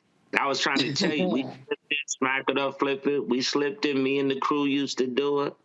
You know, I Want to Rock With You, Bob was rocking them in the chair on stage. So I guess the way we did it, it wasn't offensive. It seemed like it was just a lyric. And maybe that's a testament to our personalities on and off stage. So when you see someone delivering something kind of slick, you be like, oh, that was cute, as opposed to something that just feels too derogatory, too aggressive. And I thought we was the masters of that. Because to be honest with you, when we doing those parts, it's the women that's singing it the loudest. So right there, it's working. Indeed. Michael Bivins, the documentary, it airs on on the All Black channel on AMC. Folks, absolutely check it out. Mike, it's always good to see you. Good to chat with you. Last saw you in Chicago. Had an opportunity to go backstage. Y'all performed at the United Center. Got a chance to introduce y'all to the brother who is now the mayor of Chicago, Brandon Johnson. And you know what, man? We got to tell the audience and the squad, we on speed dial, bro. We text each other. It's all year long. It's not just interview time. And more importantly, Roland, I want you to know something. I invested in this doc. I took my own money. I bet it on myself. This is the best deal I ever made in 40 years in this career. And I also directed it. So to me, I didn't have no rules. I didn't have no bar. I just knew that I wanted to tell a chronological story, and I wanted it to be real, and I wanted it to be factual. So to be here today, I know that my lighting has been changing, so hopefully you can see my hand. We got you. Yeah, as I say goodbye, but I just want people to know, when you pull up 20 minutes before we go on stage, you always know I'm going to have a pass for you at the back door. Oh, absolutely. That's how down, and that's how we've been getting down, and that's what makes us brothers on and off stage, and that means a lot to me. Absolutely, absolutely. And what and again, what people don't know, when something is happening out there politically, you'll hit me up and like, yo, give me the 411 on what's going on. On the box, you already know I'm on your jack. Because you know what? When I tell you, I feel like the message has been delivered, and you're gonna go do what you do in your way, and that's all that's important to me. That I was able to say what I had to say, and then you go do what you do, and that's what makes you who you are. Indeed. And so this was backstage in Chicago. And again, Brandon was about to leave. And I said, no, man. I said, we about to go downstairs. He was tired. He'd been campaigning all day. I said, so we walked in. So I said, Mike, Ronnie, Bobby, Johnny, everybody, this here about to be the next mayor of Chicago. And he is the mayor of Chicago. So he loved that night. Yeah, man, that picture look good. Them purple jackets is fly, too. Thank you, bro. No problem. Mike, I appreciate it, my brother. Chat soon. Squad, all right. As long as y'all can see me, bye-bye. We got you. We got you. We got enough light left to see you, the outline of you. We got you. Thanks, Mike. All right, folks, going to a break. We're going to come back. We're going to talk about a couple more stories. The drama in Tennessee and also what's happening in Detroit with a Black Talk radio station. That's next on Roland Martin Unfiltered on the Black Star Network. When you talk about blackness and what happens in black culture, we're about covering these things that matter to us, speaking to our issues and concerns. This is a genuine people-powered movement. There's a lot of stuff that we're not getting. You get it, and you spread the word. We wish to plead our own cause. Too long have others spoken for us. We cannot tell our own story if we can't pay for it. This is about covering us. Invest in black-owned media. Your dollars matter. We don't have to keep asking them to cover our stuff. So please support us in what we do, folks. We want to hit 2,000 people, $50 this month, raise $100,000. We're behind $100,000, so we want to hit that. Y'all money makes this possible. Check some money orders. Go to P.O. Box 57196, Washington, D.C. 20037-0196. The Cash App is $RM Unfiltered. PayPal is R Martin Unfiltered. Venmo is RM Unfiltered. Zelle is Roland at RolandSMartin.com. On the next Get Wealthy with me, Deborah Owens, America's Wealth Coach, I'm sure you've heard that saying that the only thing guaranteed is death and taxes. The truth is that the wealthy get wealthier by understanding tax strategy. And that's exactly the conversation that we're going to have on the next Get Wealthy, where you're going to learn wealth hacks that help you turn your wages into wealth. Taxes is one of the largest expenses you ever have. You really got to know how to manage that thing and get that under control so that you can build wealth. That's right here on Get Wealthy, only on Black Star Network. I am Tommy Davidson. I play Oscar on Proud Family, Louder and Prouder. Right now, I'm rolling with Roland Martin, unfiltered, uncut, unplugged, and undamn believable. You hear me?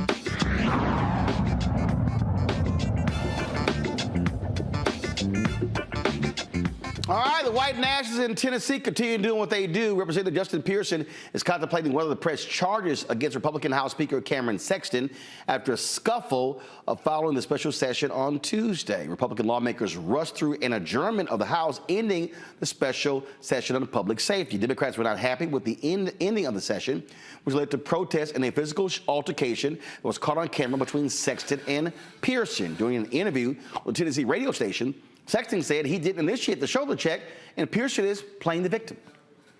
Where I come off the diocese, and then when I came down and was walking out the chamber, they decided to try to circle up on me, and as I was walking, my security was behind me, as you can see from the video, especially from the top angle. Looks like they stumbled, but they put their hand on me, and it pushes me forward. And then there's a camera guy on my left who's wearing a green jacket or shirt that you can see, which then we move to the right to avoid him as the the push comes from the back. And I move to the right, and I keep walking. And if you look in the video, there's no look back to Pearson, who appeared to be on my right. And so we keep walking. And then at that point, when I get around the camera person, Pearson decides to come in from my right side and come up and take his body and try to, or actually did bump into my right side.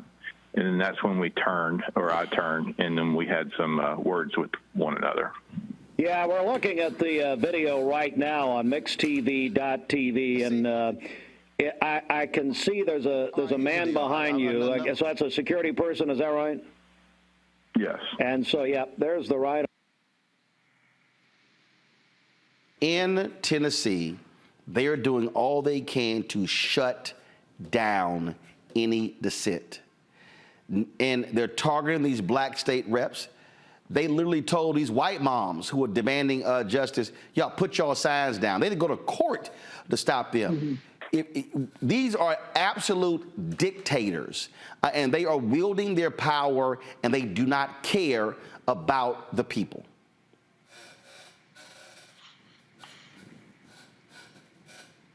Greg? Yes, no, absolutely, Roland. I mean, looking at Sexton, looking at his behavior, of course, we all know Megan Lyons Lane and the controversy there. I encourage this type of behavior because what it's doing is drawing a very clear line. I was born and raised in Tennessee. There was a time when some of the criminal enterprise and the administration of Governor Ray Blanton, when I was a kid, was on the Democratic side. But one thing's for sure, good old boy politics like this is forcing people to pick sides. When you see white women in the Tennessee, in Nashville, crying in the state legislature, when you see people white Republican women. That is exactly right. That is exactly right. That is exactly right. I encourage Cameron Sexton to continue with this behavior because ultimately, and of course there in Texas, we saw what happened with Ken Paxton. You're going to keep going until people say enough. But in the short term, that might be the only way to break this fever in the state of Tennessee because they do, as you said, have a lock on the legislature. So, with that type of hubris, shortly thereafter comes the fall. So we can only hope that he just gets even more ridiculous. And that might be what's enough to build a coalition to at least blunt some of this stuff. This is the Tennessee Holler put this video out, Candace, of Governor Bill Lee proclaiming that this was a very good special session. And yeah, these white women are not happy. I want to speak particularly to the Covenant parents who were a part of that engagement process in an important way. Their presence made a difference. We took no meaningful action. They also reminded Tennesseans that there is hope in the midst of tragedy, and they brought that hope into this process. We were also mansplained, interrogated, silenced, kicked out of meetings, and insulted. They also reminded us that civility, because of their engagement, is not a weakness, so I'm thankful to them. I am done! I have held my composure. I have stayed calm. I have been silent and quiet and composed, and I am sick of it. Listen to me. I am a pleading mother. I don't want any one of you to feel what this feels like. It not only matters what happened here this past week, it's not only important to the people of Middle Tennessee, it matters to the people in Memphis, it matters to the people in East Tennessee. This lack of action is a choice they are making and speaks volumes about their lack of compassion and their priority of personal agendas over the people of Tennessee, even their own Republican constituents, including myself. The shooter confronted our children with guns, but now you are stabbing our families and all Tennesseans in the back. And we will go forward, and we'll continue to build upon our efforts in public safety because it does matter.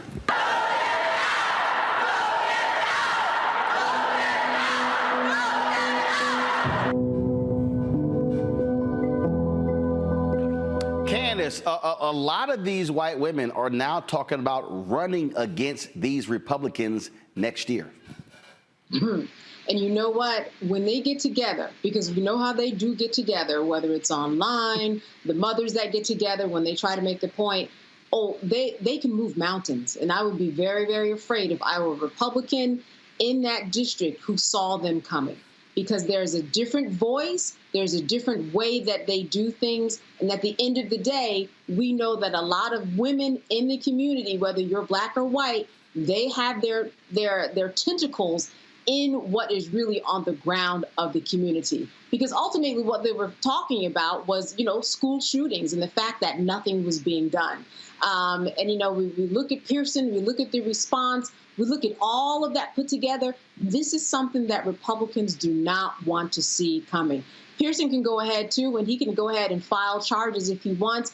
It probably won't do that much in terms of an outcome that's going to be in his favor, because that's a video that can really be deciphered, and there's always 2 and 3 sides of every story. But it does drive the point home that you've got a different collective now on one side in terms of dealing with the mostly white men that are on that floor making a difference. This is kind of unprecedented when we see all of these factors together. And it will be very, very interesting to see what the outcome of this will be. But if they say they're running, believe them, they will. They will galvanize people, and they will get somebody in office. Watch. Hey, bottom line is, Matt, and we've been saying this, when these white folks wake up and see that these Republicans in power don't give a damn about them, they got a decision to make. Do you want to keep voting for your taxes? You want to keep voting against LGBTQ, against black people, against all of their tax? Or are they going to wake the hell up and then realize that, listen, y'all need to understand the battle that is going on here. And so that's what's needed. And I think, and hopefully the folks in Tennessee are waking up to this reality. I think so. And I think Candace and Doc hit the nail on the head in terms of talking about, how they're going to be able to move mountains and how they're galvanizing. But you know what I think is interesting? Look at Bill Lee's comments. He still played on all the stereotypes of white women being demure and their civility and how they did it the right way and how these unruly Negroes aren't doing that, right? And that's one problematic because, again, you're pitting that whiteness against the rest of your constituency. But beyond that, I was talking to my father about this the other day. What I don't understand is how we do not have a crisis across the board of all citizens with our representative democracy. How are people walking into schools and shooting kids, and we still allow our legislatures to not pass meaningful legislation? Like outside of the race, outside of the gender, all of the other things we're talking about, it is absurd to me as a father and as a person who attended public schools that people can routinely be getting killed by guns on campus, and our legislatures can continue to not do anything about it. And now we're having a conversation because a bunch of wealthy white women are angry about it. And while that might move the needle a little bit, it should infuriate us that our legislatures across this country are not doing something meaningful about gun violence. And I'm hoping that now a different contingent of people screaming into the void causes that void to close up and something actually happens. But until then, I won't be impressed by anything. And until then, you'll see exactly what Bill Lee did, which is where he played on stereotypes and tried to sanitize, their response, when in reality they were mansplained, as she said, and not listened to. And that really is indicative to me of the crisis that I see around this country. What is the point of representative democracy if they don't work for us at all? the idea that we do not have meaningful gun legislation with a spate of school shootings basically every week should infuriate every one of us. What are we paying your salaries for? What are we sending you there for? And why don't we have a better mechanism to compel you to actually do something? Indeed. All right, folks, hold on real quick. We're going to go to a break. We're going to come back. We're going to tell you about a lot of people not happy in Detroit, where the only black talk radio station there, owned by a rich white guy, is flipping to a right-wing hate network. I'll tell you what's happening on Roland Martin Unfiltered on the Black Star Network. Hatred on the streets, a horrific scene, a white nationalist rally that descended into deadly violence. White people are losing their damn minds. As an angry pro-Trump mob storms the U.S. Capitol, we've seen shooting. We're about to see the rise of what I call white minority resistance. We have seen white folks in this country who simply cannot tolerate black folks voting. I think what we're seeing is the inevitable result of violent denial. This is part of American history. Every time that people of color have made progress, whether real or symbolic, there has been what Carol Anderson at Emory University calls white rage as a backlash. This is the rise of the Proud Boys and the Boogaloo Boys. America, there's going to be more of this. Here's all the Proud Boys, guys. This country is getting increasingly racist in its behaviors and its attitudes because of the fear of white people. The fear that they're taking our jobs, they're taking our resources, they're taking our women. This is white fear.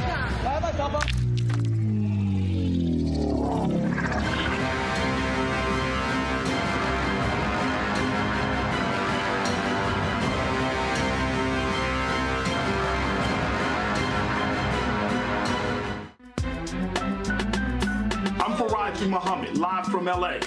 And this is The Culture. The Culture is a two-way conversation. You and me. We talk about the stories, politics, the good, the bad, and the downright ugly. So join our community every day at 3 p.m. Eastern and let your voice be heard. Hey, we're all in this together. So let's talk about it and see what kind of trouble we can get into. It's The Culture, weekdays at 3, only on the Black Star Network. Hey, what's up, y'all? I'm Devon Franklin. It is always a pleasure to be in the house. You are watching Roland Martin Unfiltered. Stay right here.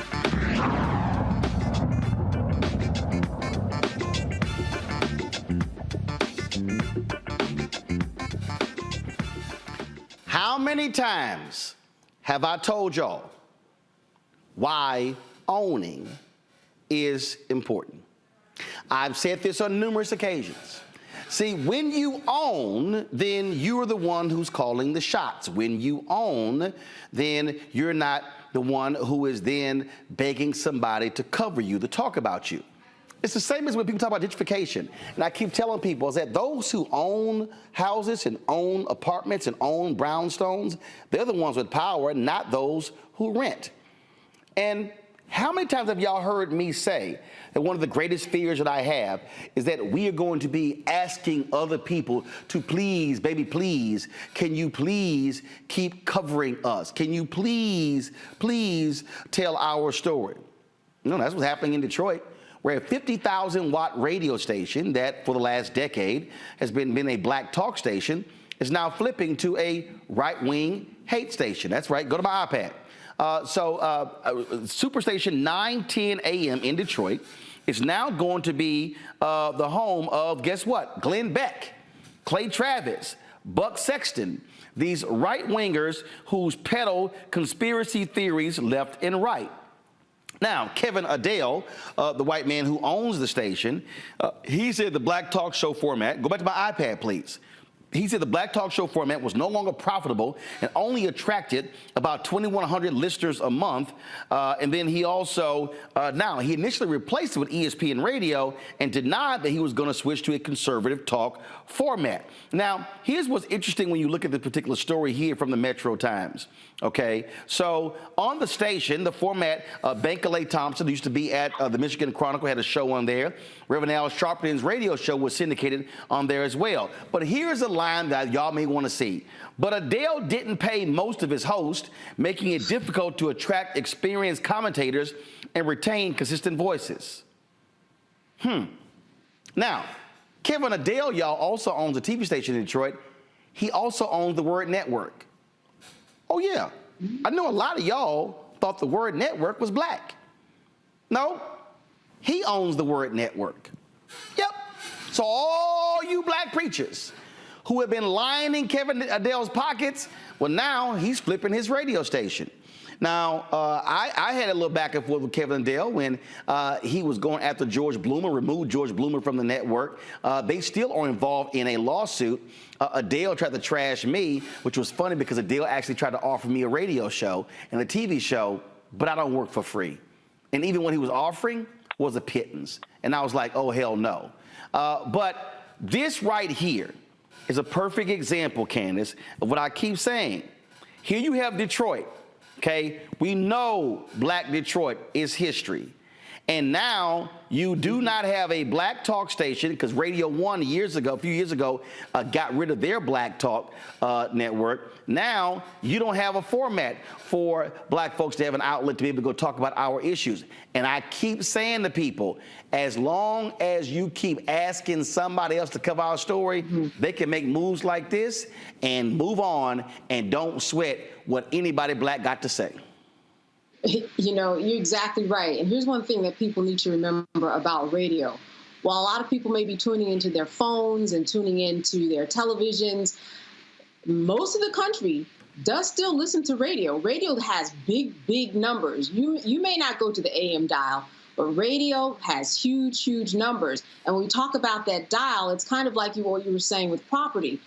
You got to buy the property. There's only but so much property that goes around, and then it's all bought up. That's the same with the spectrum. When you go to 910 AM, you get that spectrum, you're right on that dial. There's not a whole lot of places to go on that dial for people to be coming and saying, hey, you know what? Let me get in the game. It does not work that way when it comes to the spectrum. What he has is prime property. And what he did was he made a business move because, like you said, somebody came and said, it's okay for you to undervalue me and I'll just work for free. You can't do that when you're in the game. You have to speak up and say what you want, or else you are caught up in the situation like now, and you are these hosts who no longer even have a channel to voice their opinions. What he did was made a business decision. We know where the world is going. Look at your neighbor on both sides. One of your neighbors likes that station on 910 that it's eventually going to be. That is where this country is. It's a sheer reminder of the types of people in this world that we know are going to go out and vote in droves, listen in droves, be inspired in droves, and listen to lies in droves. What he should make sure he has is an insurance policy for when the lawsuits come, just like they did with Alex Jones, because that's what they do. They lie. And as we know from Rudy Giuliani today, you can't lie on someone and think that you have a First Amendment right. So he needs to be prepared for the types of things that people are going to say that, because it's going to be nothing but lawsuits. Watch. You know, Matt, people keep hearing me talk about this here, and they think, oh man, literally, I've had some silly Negroes talking about, man, you out here, you begging, on your show, talking about people to give, and I keep saying, this is real simple.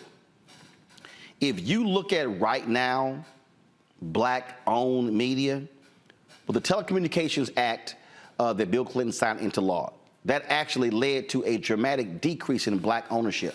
Why? Because a lot of those stations got sold. A lot of those black folks didn't have the capital to build the stations. Then when you look at how the demise of black newspapers, they are not even remotely in the position they were in even a decade ago. You look at black magazines, Ebony is a shell of itself. Essence, pretty much, it's the Essence Festival.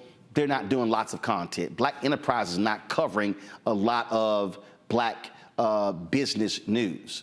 We could go on and on and on. And the bottom line is, if you look at the information that we're getting, the people don't understand, even today, most African Americans, they get their news and information from radio.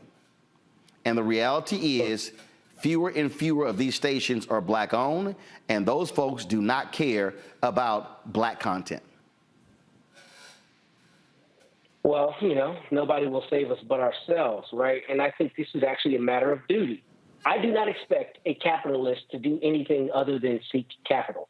It does not surprise me that he thought it was not profitable and decided to pivot away from that. That is not a surprise. And to your point, I think in order to make sure that our people are getting the right information and are getting the true information, then we have to control the channels of that information. Because as you know, in this day and age, there's an all-out assault on information, right? I mean, one of the big things you see from Trump and his cronies these days is that people can't even really discern what is the truth and what is not the truth, which means that if you're in the media, I think you have a duty to provide the right information. And if you're a black person, particularly a black person in the media, you have a duty to try to control those channels as much as possible to ensure that what's being disseminated is right and true and important to the people. So I'm not surprised that Adele did this. I mean, none of that surprises me.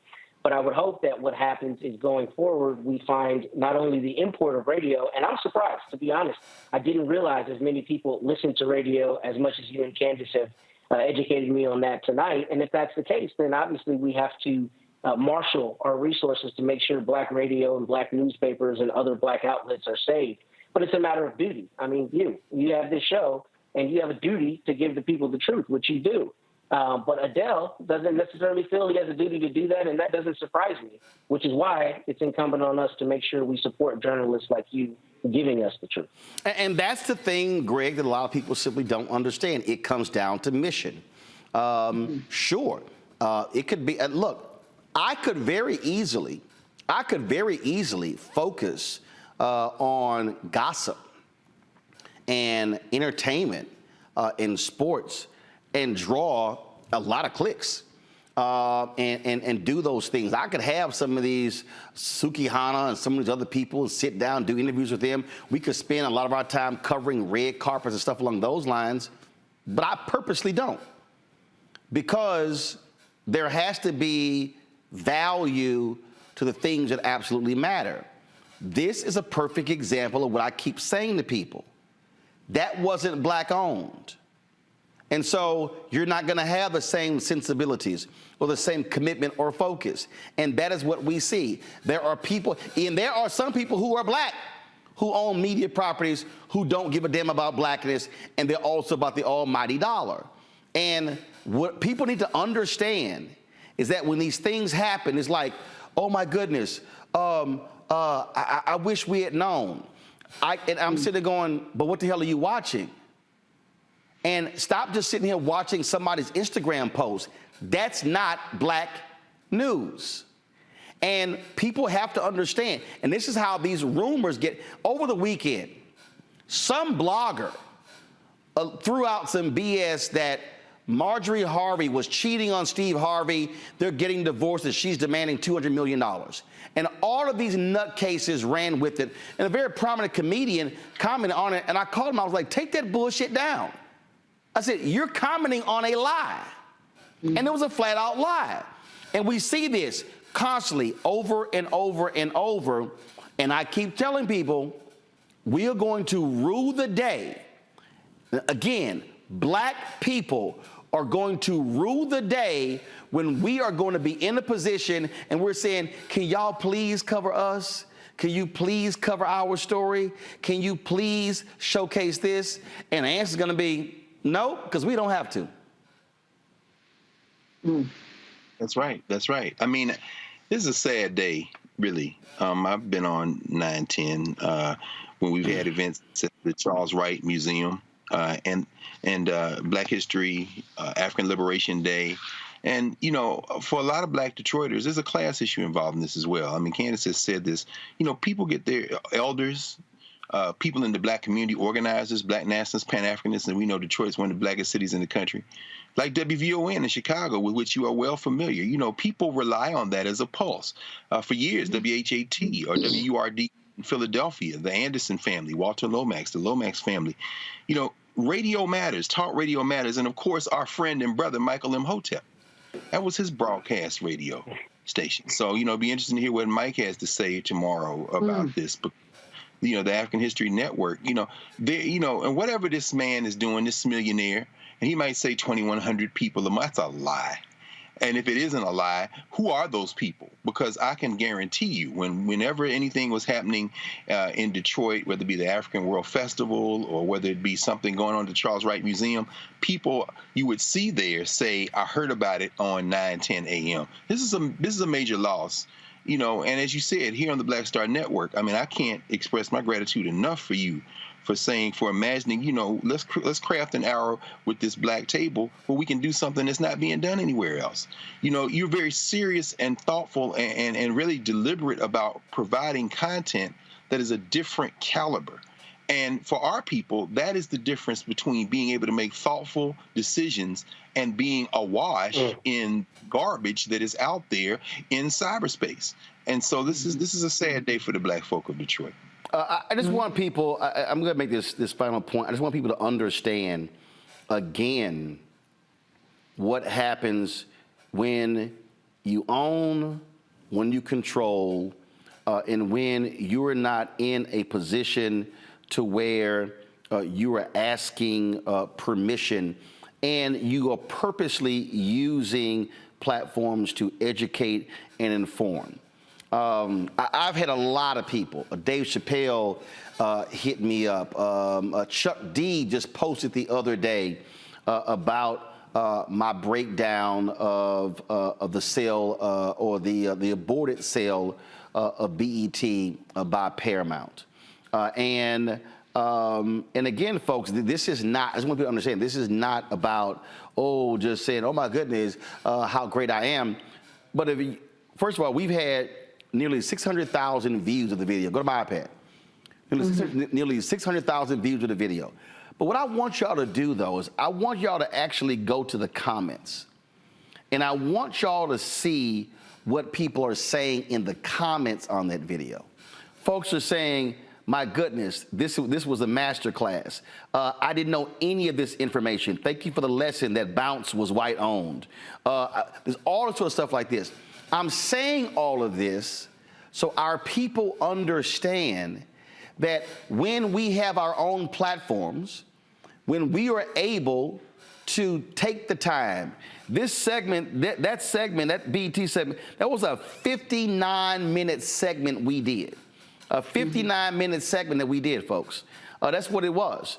And so I just need you to understand that when you own, you control. When you own, you control. And let me be real clear, ain't no votes around here. Let's just be real clear, ain't no votes. And I remember I went after a particular company, and the company reached out to my third-party salespeople, and they were trying to figure out who to call to get me to stop. And my sales guy said, ain't nobody to call. They were like, what do you mean? They said, he ain't got no boss. He owns it. I said, the only boss I got is God. That's it.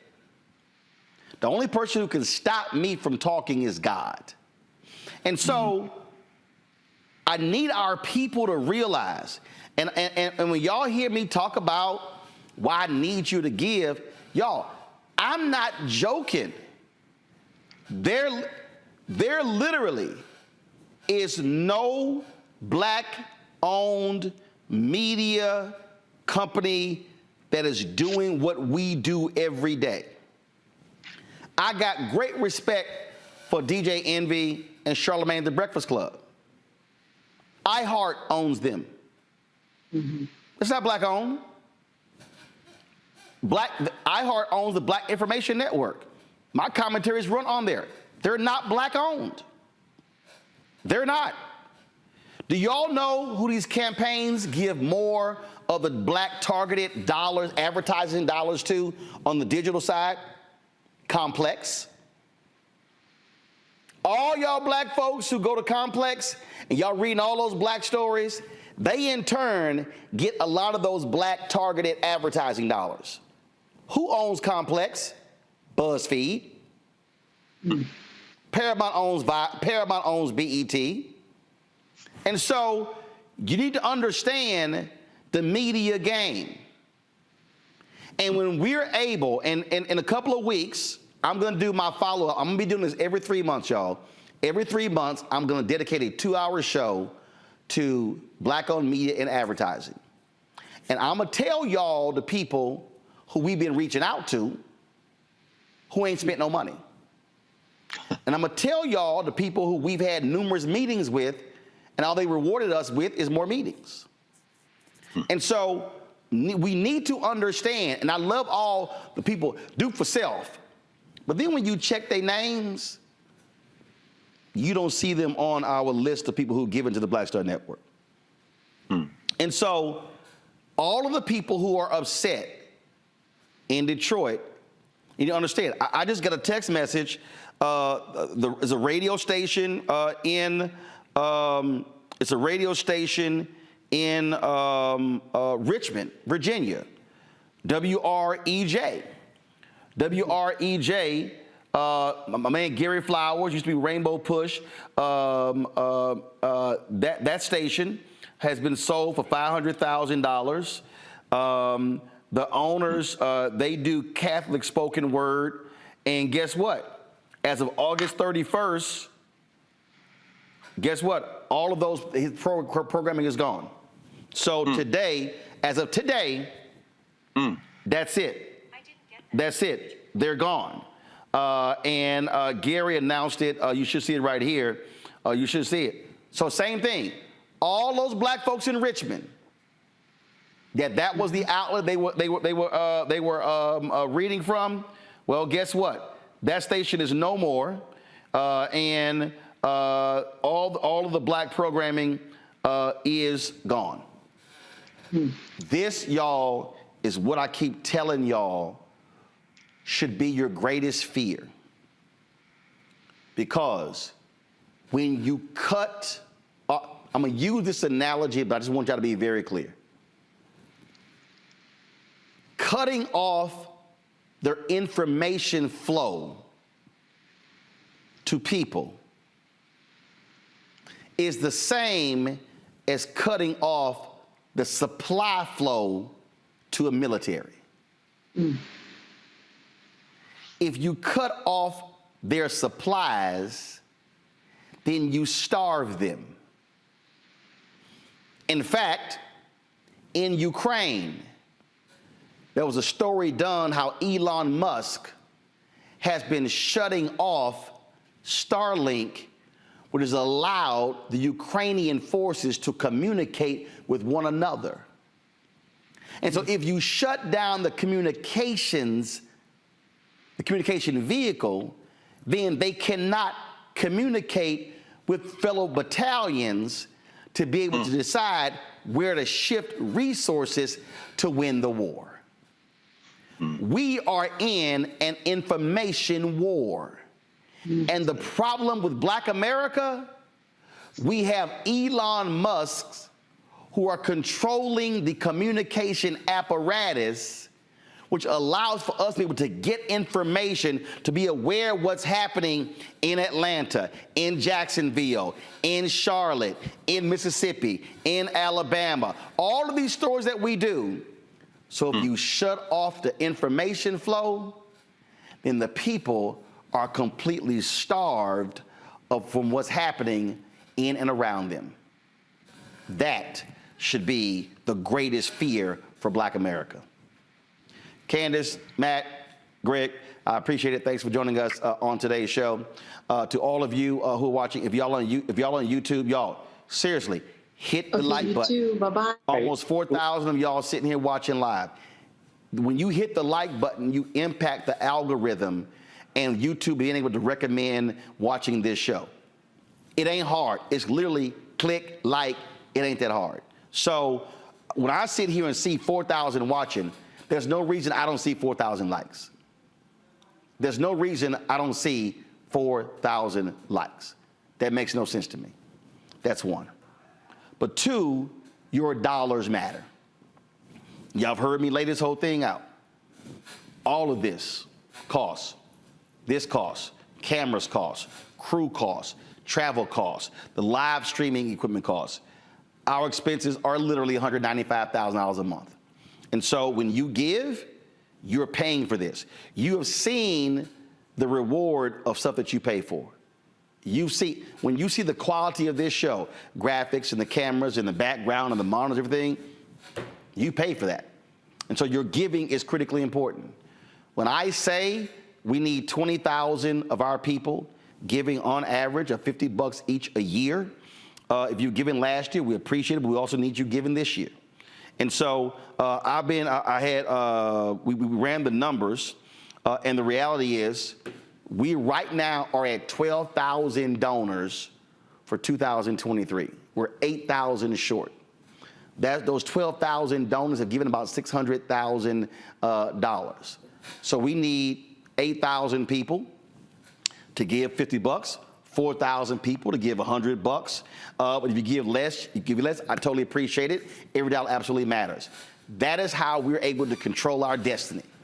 And yes, we're on YouTube and Facebook and Instagram. We're on Plex TV. We're on Amazon News. We also have our own OTT network. And let me tell y'all right now, so y'all understand, okay, I'm gonna just do the math. $160,000 divided by $50, okay? Now you might be saying, why am I saying $160,000? Okay? All right. So if 3,200 of the 8,000 give $50, you are paying for our OTT channel. Our OTT network, the Black Star Network app, is $160,000 a year. Why do we do that? Because if one day YouTube says we're not going to run your content, and Facebook says it, and Instagram says it, we still can run our own content. We are not going to be beholden to these platforms when it comes to our content. So that's why we have our OTT network. And so send your check and money orders to P.O. Box 57196, Washington, D.C., 20037-0196. Cash App is $RM Unfiltered. That's the only one we have. Cash App is $RM Unfiltered. PayPal is paypal.me/R Martin Venmo is venmo.com/RM Unfiltered. Zelle, Roland@RolandSMartin.com, Roland@RolandMartinUnfiltered.com. And so that's where you have it right there, folks. We appreciate all that you have done. Also, don't forget to copy my book, White Fear, The Browning of America is Making White Folks Lose Their Minds, available at bookstores nationwide. Download the audio version on Audible. You get it at Amazon, Barnes & Noble, Target, Books A Million. And remember, all of that money goes right back into the show. Hopefully, you learned a lot from this show. Folks, tomorrow, staff has the day off, and so we'll be, of course, Labor Day is on Monday. We'll be live again on Tuesday. We're going to have tape programming on the show tomorrow as well as on Monday as well. Don't forget, Labor Day. Labor unions made that possible. And so we're going to be, again, keep telling those stories and look, this show is also made possible because AFSCME, the American Federation of State, County, Municipal Employees, they were our first sponsor. So we thank Lee Saunders, my alpha brother, for that. So we understand the importance of labor. Folks, that's it. We'll see you guys on Tuesday live, but of course our content is live every single day. Of course, our 24-hour, 7-day-a-week streaming channel. You can see it on Amazon News. Go to Amazon Fire, go to Amazon News. You can also tell Alexa, play news from the Black Star Network.